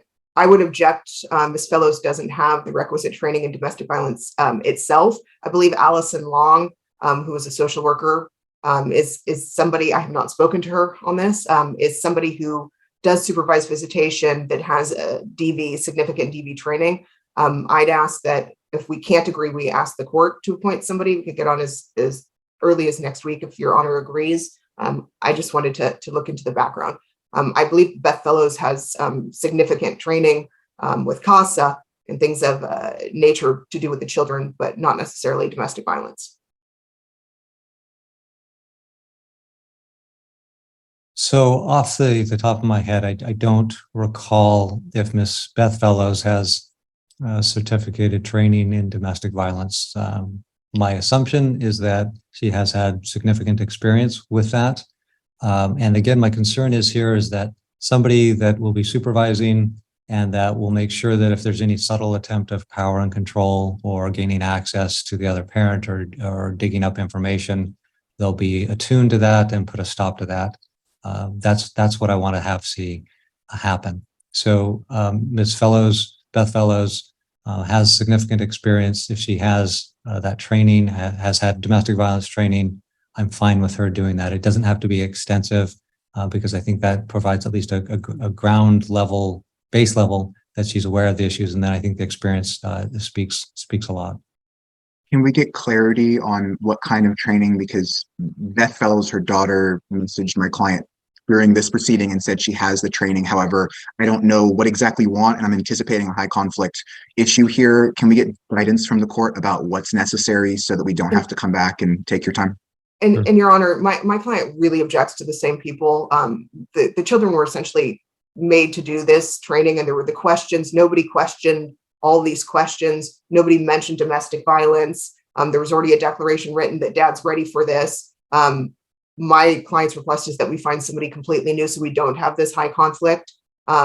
Miss Holly Fellows is essentially training, is the office assistant. This is a high conflict case with a significant history. It would be easy just to find a new parental supervisor that we could agree on, get in there. Then it's brand new, fresh start, looking at these issues without any preconceived notions based on anything in the past. And that's what my client would request. And Your Honor, I wasn't going to mention this because it wasn't in our declaration. I don't agree it would be easy, and it might be more costly, but I understand that after the last visit last week that went under 1 hour, that Holly Fellows got a call from mother said about the duration of the call. And the order clearly states that it's up to 1 hour, but mother was upset about that and gave the supervisor an earful. That's not the supervisor's fault. It's mother trying to exercise control when it's within the court order. The questions father's been asking, it seems like Ms. Winkles is insinuating that he's asking questions about mother's household. That's not in the record, and it's not what Beth Fellows wrote. There were questions to the children that made them feel like they were being peppered with questions, but the only conflict we're seeing and the reason to shift for a new supervisor who already has a relationship with these children. They trust her to supervise visits with dad. It's going well. To disrupt this just because mom wants that, when mom gave her an earful when she's within the bounds of the court-ordered visitation, is just giving her mom what she wants with no basis in the record and no rational basis to do so. Thanks. I appreciate both parties. So as far as the supervisor, I'm fine with Beth Fellows acting as a supervisor. I think it's important to know that the children have that established relationship with her. And if she's the one doing it with her experience and it being attuned to any domestic violence inquiries, then I'm comfortable with that. And is that a green light to have Beth Fellows do it, or do you need some confirmation she's done X training? I would like Ms. Fellows to just submit that she's done that training, some domestic violence training, and with that submission, that'll be adequate, and then she can do that. Okay, I'll have to write something up and the court can assess it if needed, but we'll do that before the visits start. We asked for the second week of the month due to my client's schedule. Does that mean that the court is granting the first visit in the month of October? And if so, would that be the 11th and 12th or the 18th and 19th? It would be in October. So that would be the second Wednesday and Thursday of the week is the 11th and the 12th of October. Okay. And is there a time the court would like to put in, or would that just be with parties' availability, the supervisor can arrange? I'm just trying to avoid any conflicts. I'm asking more questions than normal. I'm sorry, Your Honor. No, it's fine, and I appreciate that. The children are in school, so for the first 2 months, it's going to be 2 hours. Right. So, I would assume that. One thought is I don't want to go too late. It's a school night, and so I want the kids to be home so they can be rested.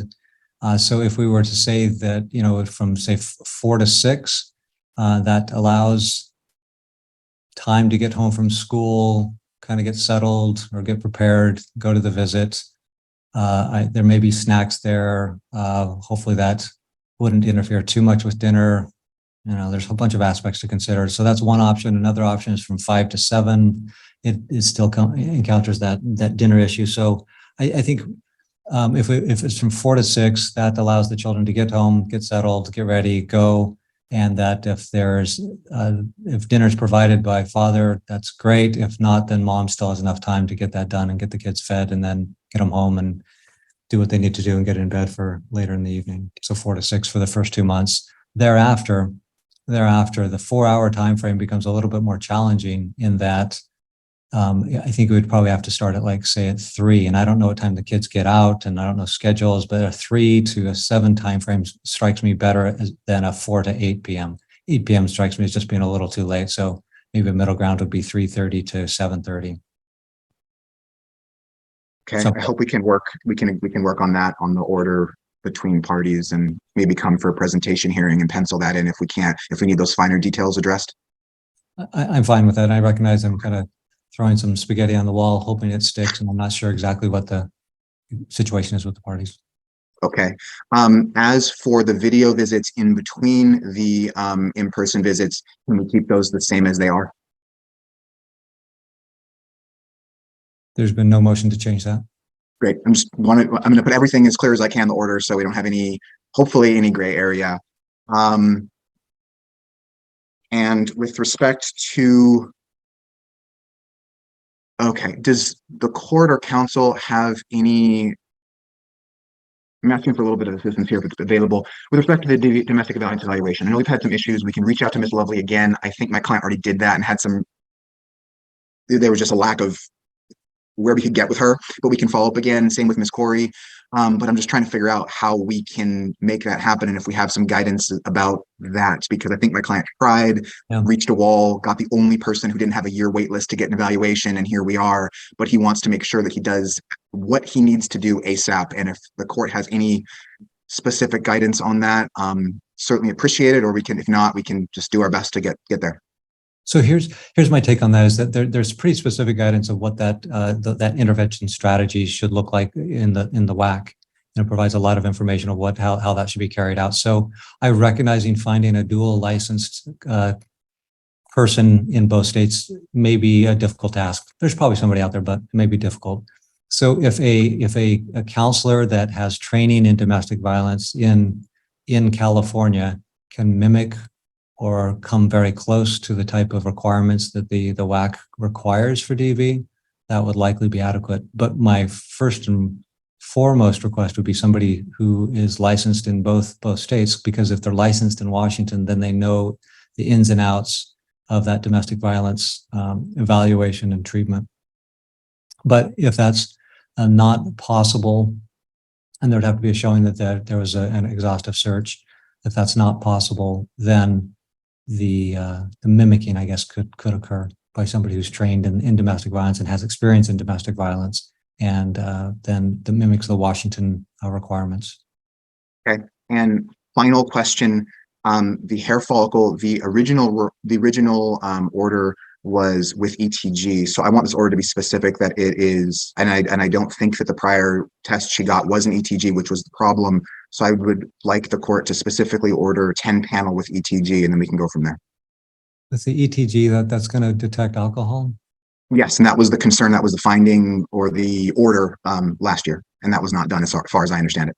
So with the hair follicle, is it the ETG, if it detects it, is it going to give levels? And if there are levels, how indicative is that of abuse versus use?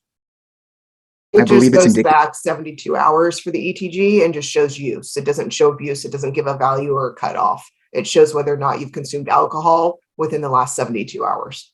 I thought that I'm sorry, just go ahead.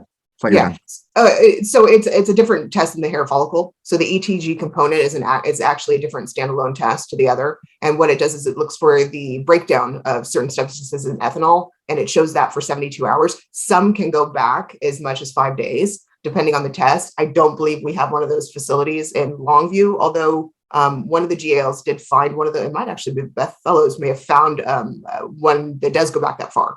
But it's not like the hair follicle. You're not going to look back 90 days. You're not going to see different levels. You're going to see use. Anyone that consumes, it's going to show up. It'll pop a positive. Even if you've had a beer, it will pop a positive, but it won't show you consistently unless you do ETGs on a Monday, Wednesday, Friday basis to see if you've had use over and the different values in that way. Thanks. My understanding is that the actual hair follicle nail can detect abuse for a longer period of time, and that can be included. I've had clients do that test as far as I recall, and it didn't show up even though they recreationally drank because they had not abused, and it has to do with the levels. That's my understanding as a non-doctor, but that's what came up previously. So if there was alcohol abuse a month ago, even if she hasn't drank in a week, there should be some positive showing in that test.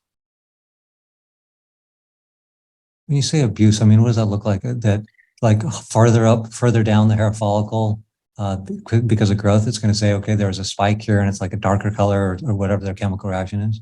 I shouldn't have used the word abuse because that's clinical, but my review, and I don't quote me on this because I'm obviously not a clinician, but I had a client who had a test that was done and she was very concerned. And I did some research that indicates that at certain levels it can detect it. I don't know how to qualify that, but it was not just, you have 2 beers twice a week, it's going to pick it up. It's, binging and excessive drinking reaches a threshold level where it's going to show up. That's my non-professional understanding, but that was the reason for the request. Okay. The alcohol ETG just shows 2 values. It shows a cutoff of 100 and it shows a cutoff of 500 NGs per milliliter. So you're not going to see abuse, and it's a urine test. It's not on the hair and nails, an alcohol ETG. So I think that when we say it with the hair follicle, you have to understand alcohol ETG is a urine test. It's not a hair test. They don't test the shaft for alcohol. They test the urine for the breakdown of the components of alcohol. And it has 2 different cutoffs, and that's what they're looking for. So they're looking for, they can't really test how much somebody's had. You can just test whether or not it's present.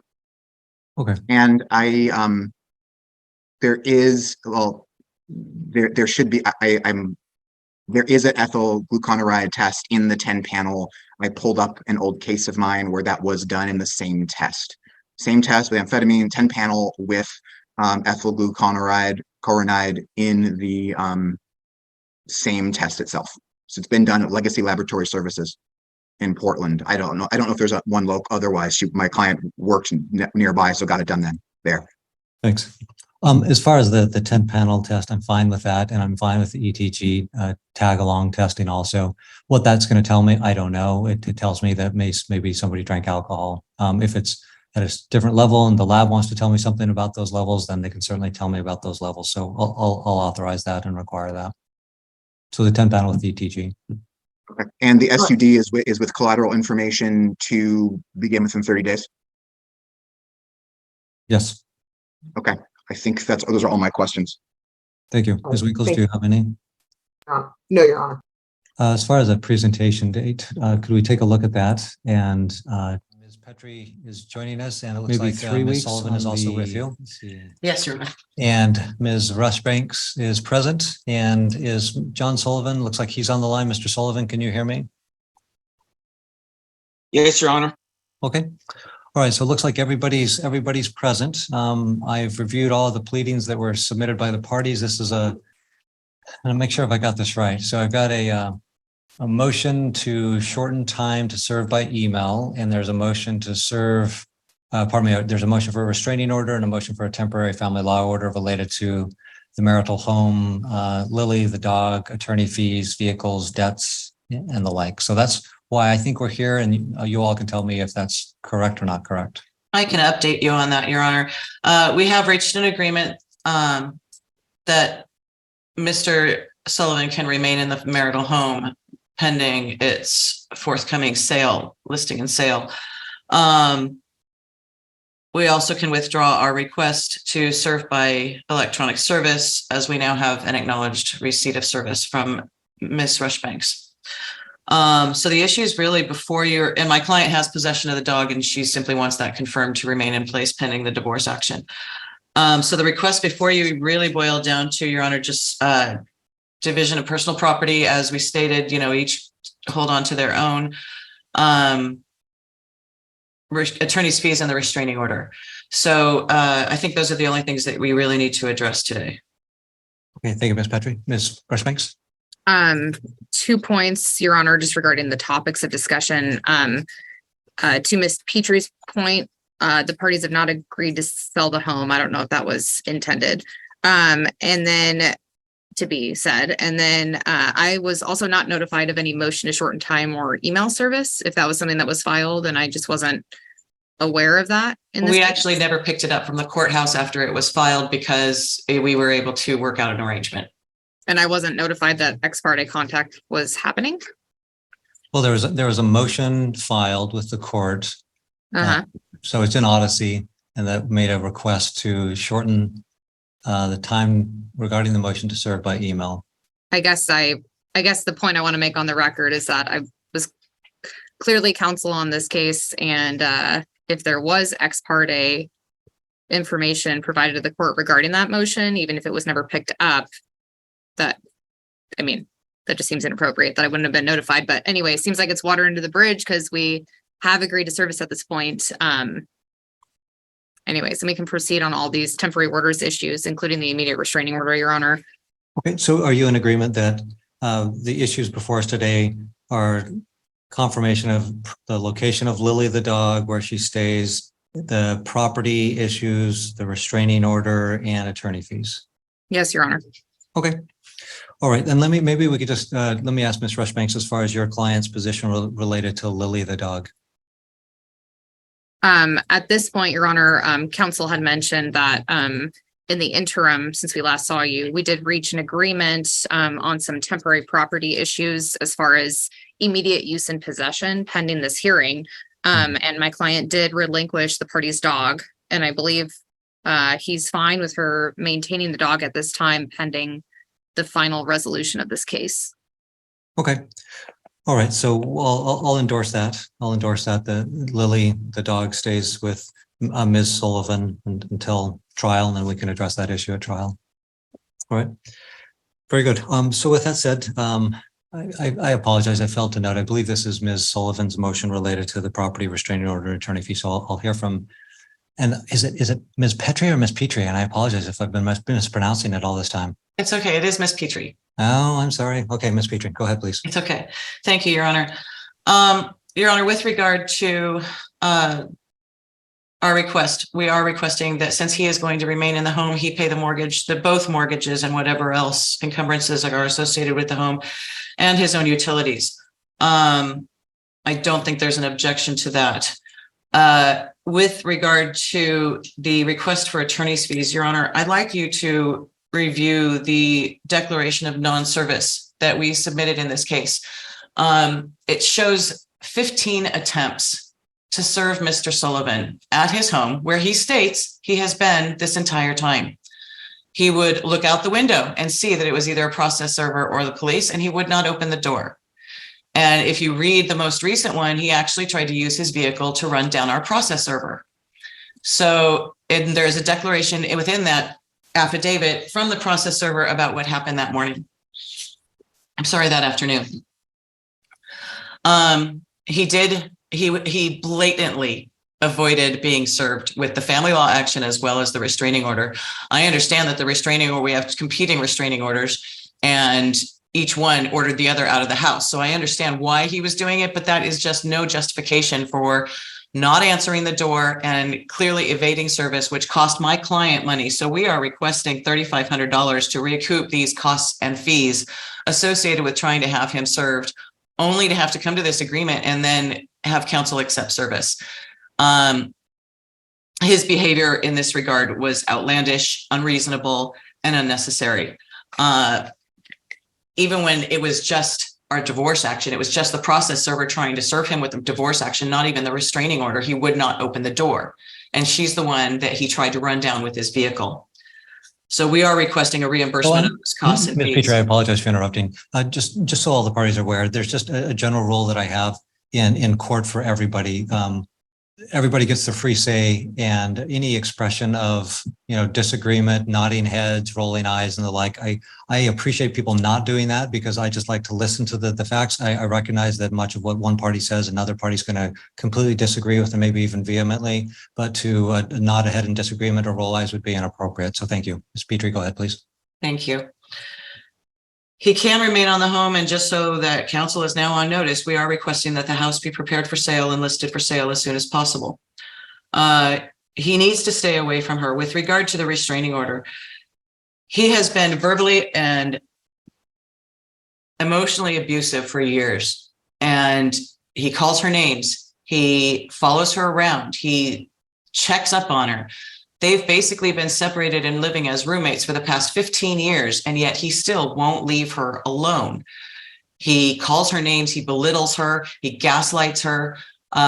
He tries to tell her that she's crazy or that she's paranoid.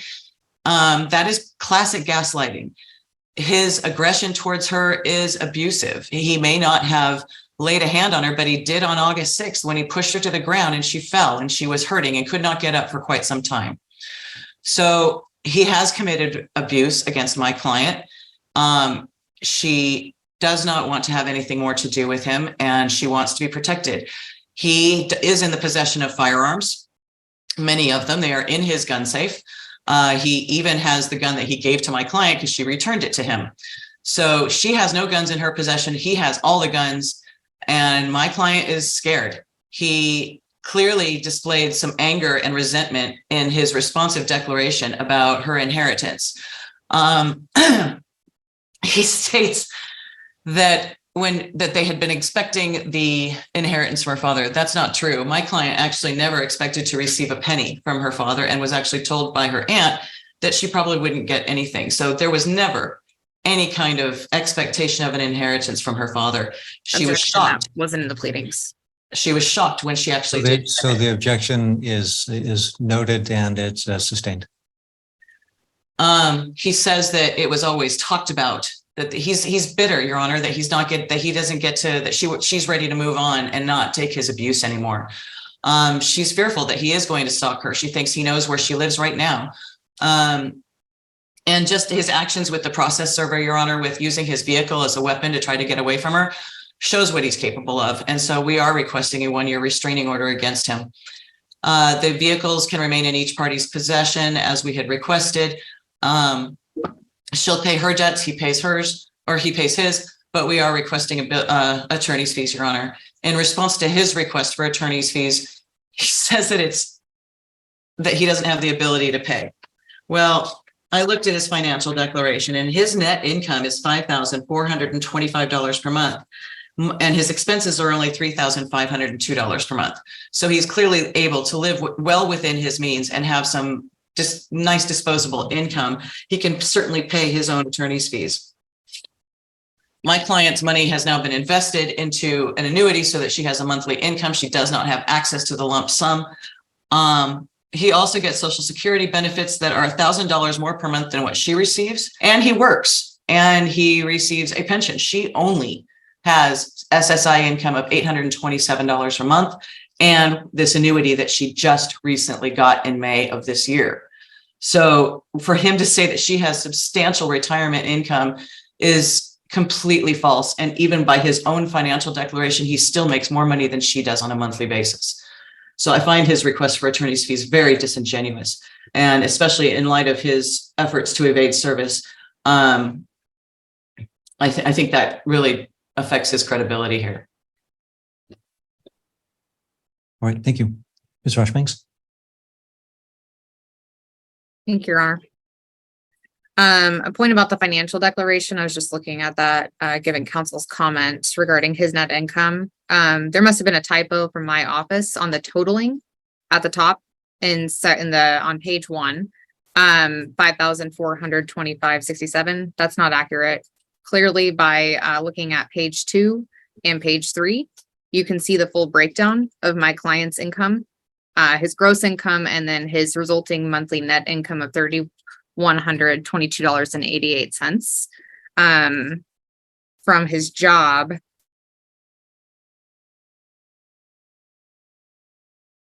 But then we have Which the totals $5,000, over Security. $5,000. Okay, that's correct, Your Honor. Yeah, I withdraw that statement. Thank you. Thanks.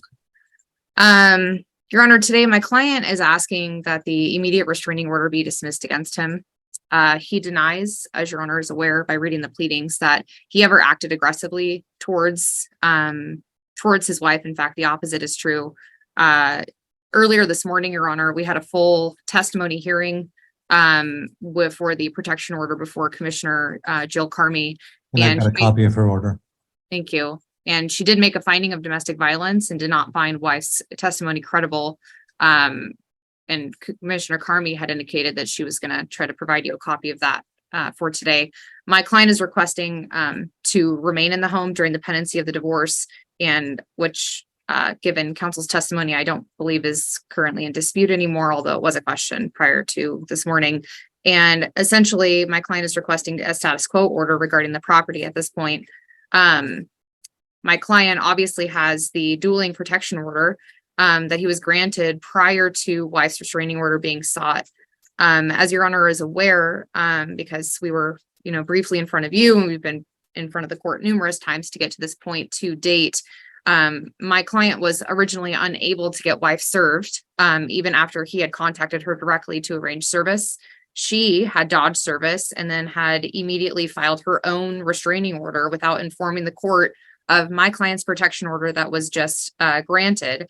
My client's position is that the restraining order, Your Honor, was received in direct retaliation for the protection order being issued and requested, and that her allegations are false, and that she wanted to sneak behind my client's back to get him kicked out of the house and inappropriately arrested out of vengeance. The immediate restraining order, of course, was issued originally based only on wife's testimony. That immediate restraining order then created a temporary but very chaotic direct conflict regarding my client's ability to remain housed. And he was remaining housed since the assaults in their marital home.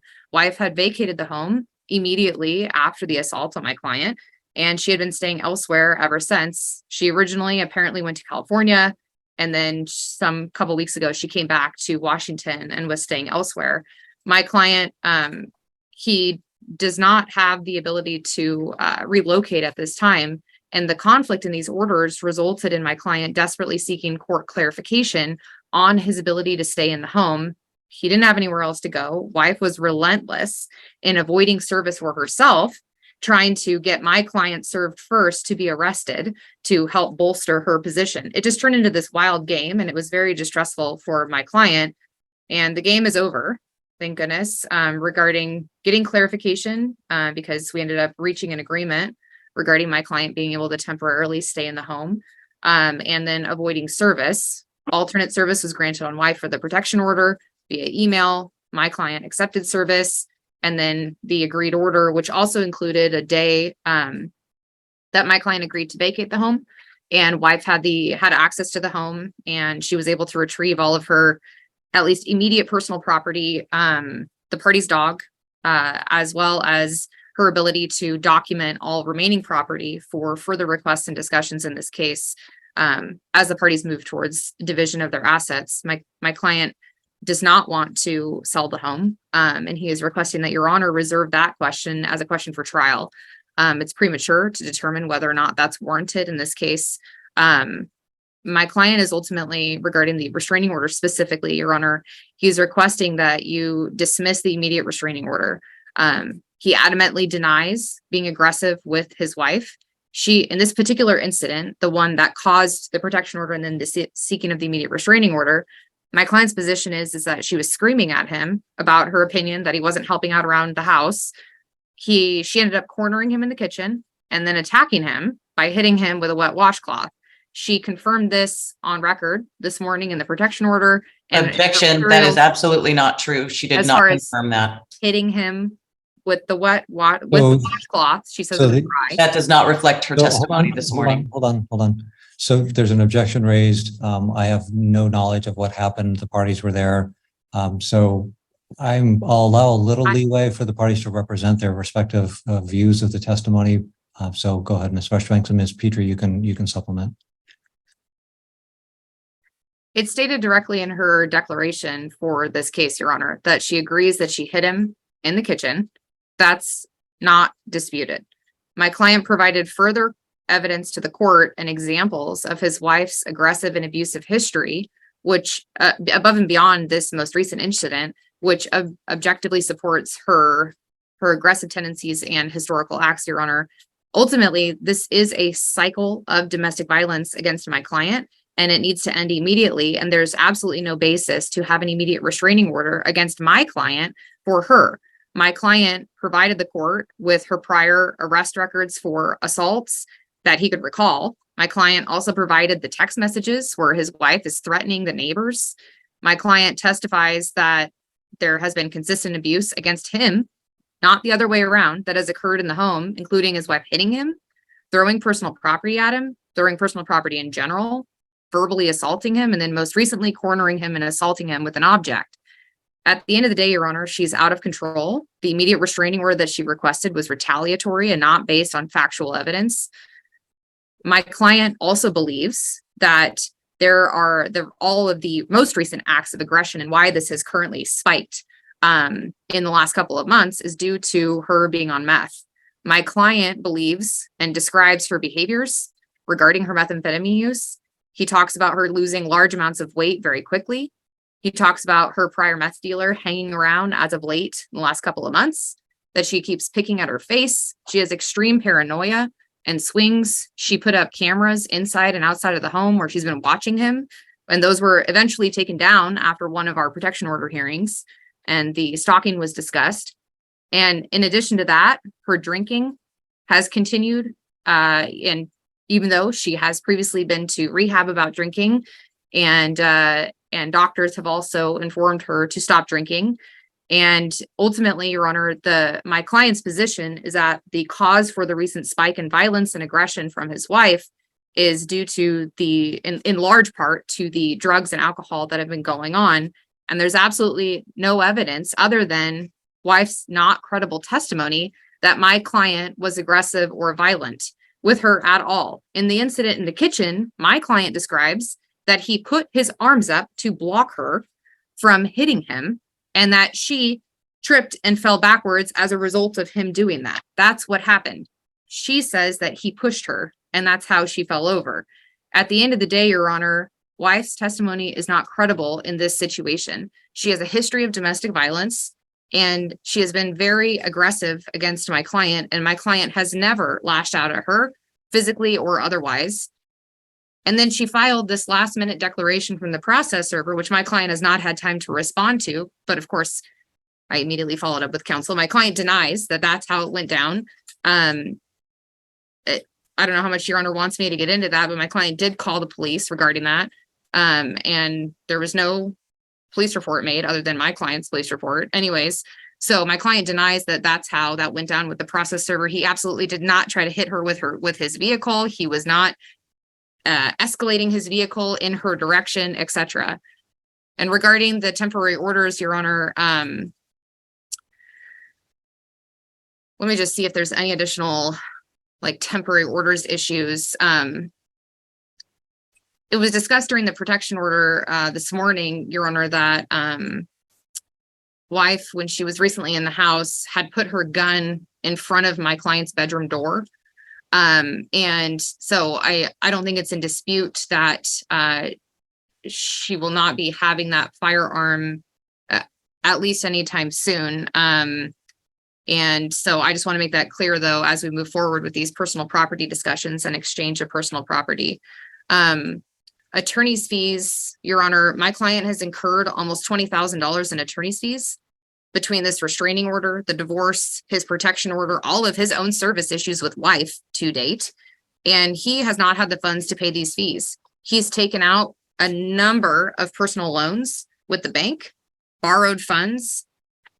He does not have money to be paying his own attorney's fees, and he's requesting attorney's fees in this case. Thank you, Your Honor. Thank you, Ms. Rushbanks. Ms. Petrie. Thank you, Your Honor.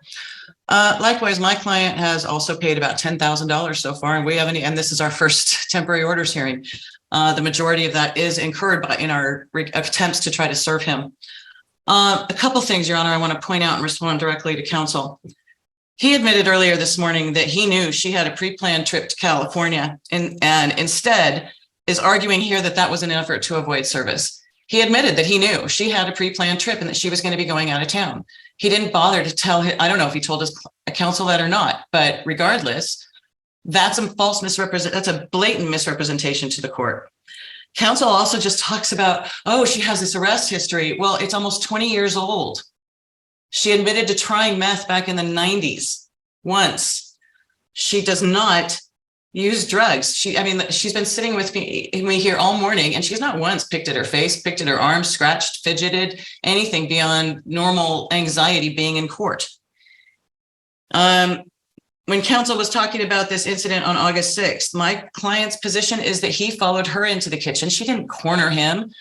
He followed her, yelling at her, and she threw a dry dish towel at him. Now, they're saying that he then put his arms up to block her. Well, then that would imply that she was coming at him with a forward momentum. If he just blocked and didn't push, there's no reason she wouldn't have followed. There's no reason she should have fallen down backwards. If she was in a forward momentum and tripped, she would have tripped forward, not backward. So his account doesn't make sense. The commissioner also found this morning, which counsel left out, that DV occurred on his side, that she found him to be abusive as well, but there was no civil protection order against her from our side because we were waiting for this hearing. Again, those past histories, one didn't even involve him, one was dismissed and then completely disregarded because they reconciled, but these occurred over 20 years ago. And when they talk about rehab for alcohol use, again, that was back in the 90s. 30 years ago, she went to rehab for alcohol. She testified under oath this morning that she occasionally has a couple drinks. There's nothing wrong with that. She denies vehemently that she uses meth, but she said that she did try it once back in the 90s with a friend. That's it.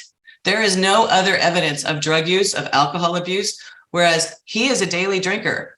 He lays on the couch and drinks alcohol all day long. So she's got concerns about that. But, whether he's doing that or not, whether she's doing that or not, they're separated now. There's no children involved. So it really doesn't matter. The substance abuse really doesn't matter here. What does matter is that abuse was going on, and it was going on both sides, and she deserves protection just as much as he does. Thank you. Okay, so I think we addressed the issue of Lily the dog that stays with Ms. Sullivan. As far as the property division at this point, there's an indication that there may be some action or desire to do something with the marital home. That's not before the court, so I'm not making any ruling on that. So Mr. Sullivan remains in the home. And as far as the property, as far as the debt related to the home, he'll be responsible for the first mortgage and the second mortgage and insurance, property taxes, and utilities. He's in the best position to control that. As far as the property that each party has now in their possession, they'll continue to have that, not dispose of assets, don't change insurance, the standard provisions related to temporary orders. The issue of attorney fees, it looks like Mr. Sullivan's net or gross, his net is at about $5,400. So the net at Walmart's about $3,100. The Social Security is about $1,800. The pension's about $450 or $420. So that puts about 54. What we know with Mrs. Sullivan, her Social Security income is about $827, and it looks like she's annuitized some of her inheritance or all of it. And I don't know exactly what the monthly payment is on that, but I'm assuming it's, I set it at maybe $2,500, but I don't know. I'm kind of guessing, just kind of shooting in the air, but that's kind of my guess. So other than that, it doesn't seem like either party are rich in assets other than the inheritance from the Ms. Sullivan's father. There's no indication that Mr. Sullivan's has a large bank account someplace where there's lots of funds.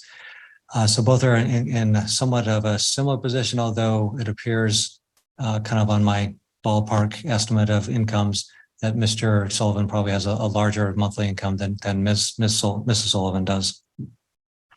So with that being said, there's some indication that there's a fairly good effort in avoiding service by Mr. Sullivan. Ms. Rushbanks counters that Ms. Sullivan did her best also to avoid service. So I think given that those somewhat disparity of incomes, ability to pay and need, I'll require Mr. Sullivan to pay $2,000 of attorney fees to Ms. Sullivan. As far as the restraining order that Commissioner Carmi entered this morning stems from the occurrence in the kitchen, is my understanding. That's kind of the precipitating event involving the washcloth and the fall of Ms. Sullivan. Here, the protection order restrains Ms. Sullivan restrains her and protects Mr. John Sullivan. And it delineates that one of the restraints is to have no contact, that she's not to have any contact with him, not to stalk and stay away 1,000 feet. And there can be modification in the family law ruling. And that there's to be a hair follicle test completed, and personal belongings is basically said whatever the family court decides. So my sense here with the issue of who gets to stay in the home and with one party being restrained, that I'm not going to order any further restraints. So I'm going to deny the motion to restrain Mr. Sullivan. Obviously, if that becomes a concern in the future, if there's any new issues, that could certainly be brought back, but at this time I'll hold off on that. So I think that addresses the issues that the parties raised before the court. Did I miss anything, or does any party need any clarification? I would like clarification on, you want me to, who would be drafting the order? And then would Your Honor like to set a presentment hearing? Yeah, that's fine. Thank you. As far as the moving party, my understanding as far as the moving party today was Ms. Sullivan, or am I mistaken? So generally the moving party will draft the order, and we could take a look at a presentation date of October 10, if that works for the parties. Can we do it the following week, Your Honor? I'm just coming back from a trip and I've got 3 matters that morning already. Gotcha. I'm unavailable on the 17th and also the 24th. So the next available date would be the 31st, which I'm fine if we want to set it to that date, or if we want to maybe look at a quicker turnaround of October 3rd. And that's exactly when I'm out. Is the 3rd, okay. But the 10th, you're saying you're just getting back. You know, if it's just a presentation hearing, I can probably just have it covered on the 10th. Okay. And we'll draft the orders. I'm fine with the 10th, Your Honor. A point of clarification, can we just have a timeline for, just stated on the record, for when Ms. Petrie will be providing my office with a copy of the order, and then I can get her any red lines? Ms. Petrie, what would you prefer timeline wise? We should be able to get it to you by Tuesday of next week. That would be October 3rd. Yeah. Okay. And then I will have my red lines no later than the 6th. Okay. And Your Honor, I need a deadline by which he's to pay the 2,000 in fees. 30 days. Your Honor, I'm requesting at least 60 days. He has no funds.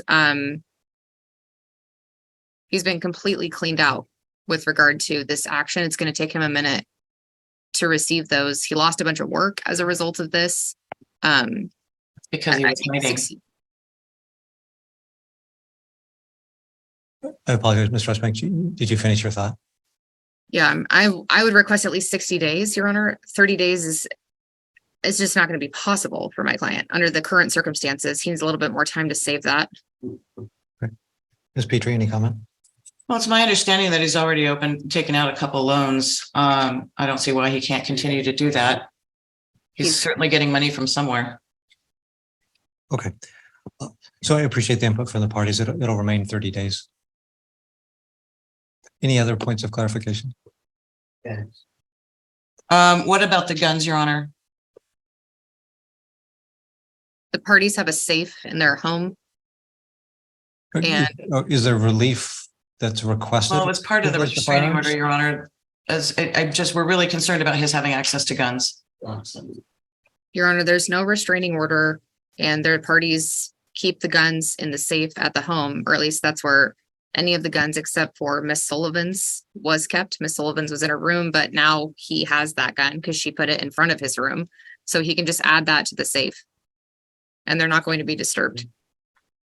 Okay, so as far as the firearms, it sounds like they're in possession of Mr. Sullivan. I'm not making any ruling related to the firearms related to the restraining order. All right, Your Honor, nothing further.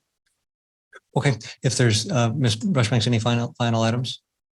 Your Honor, just clarification, how you would like to receive those orders if there are red lines that eventually are not agreed to.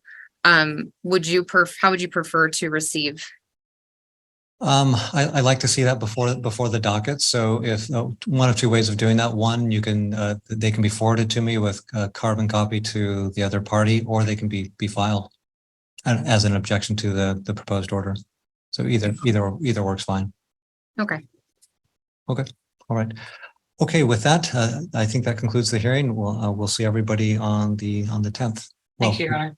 Thank you, Your Honor. Thank you, counsel. All right. Thanks. That'll conclude the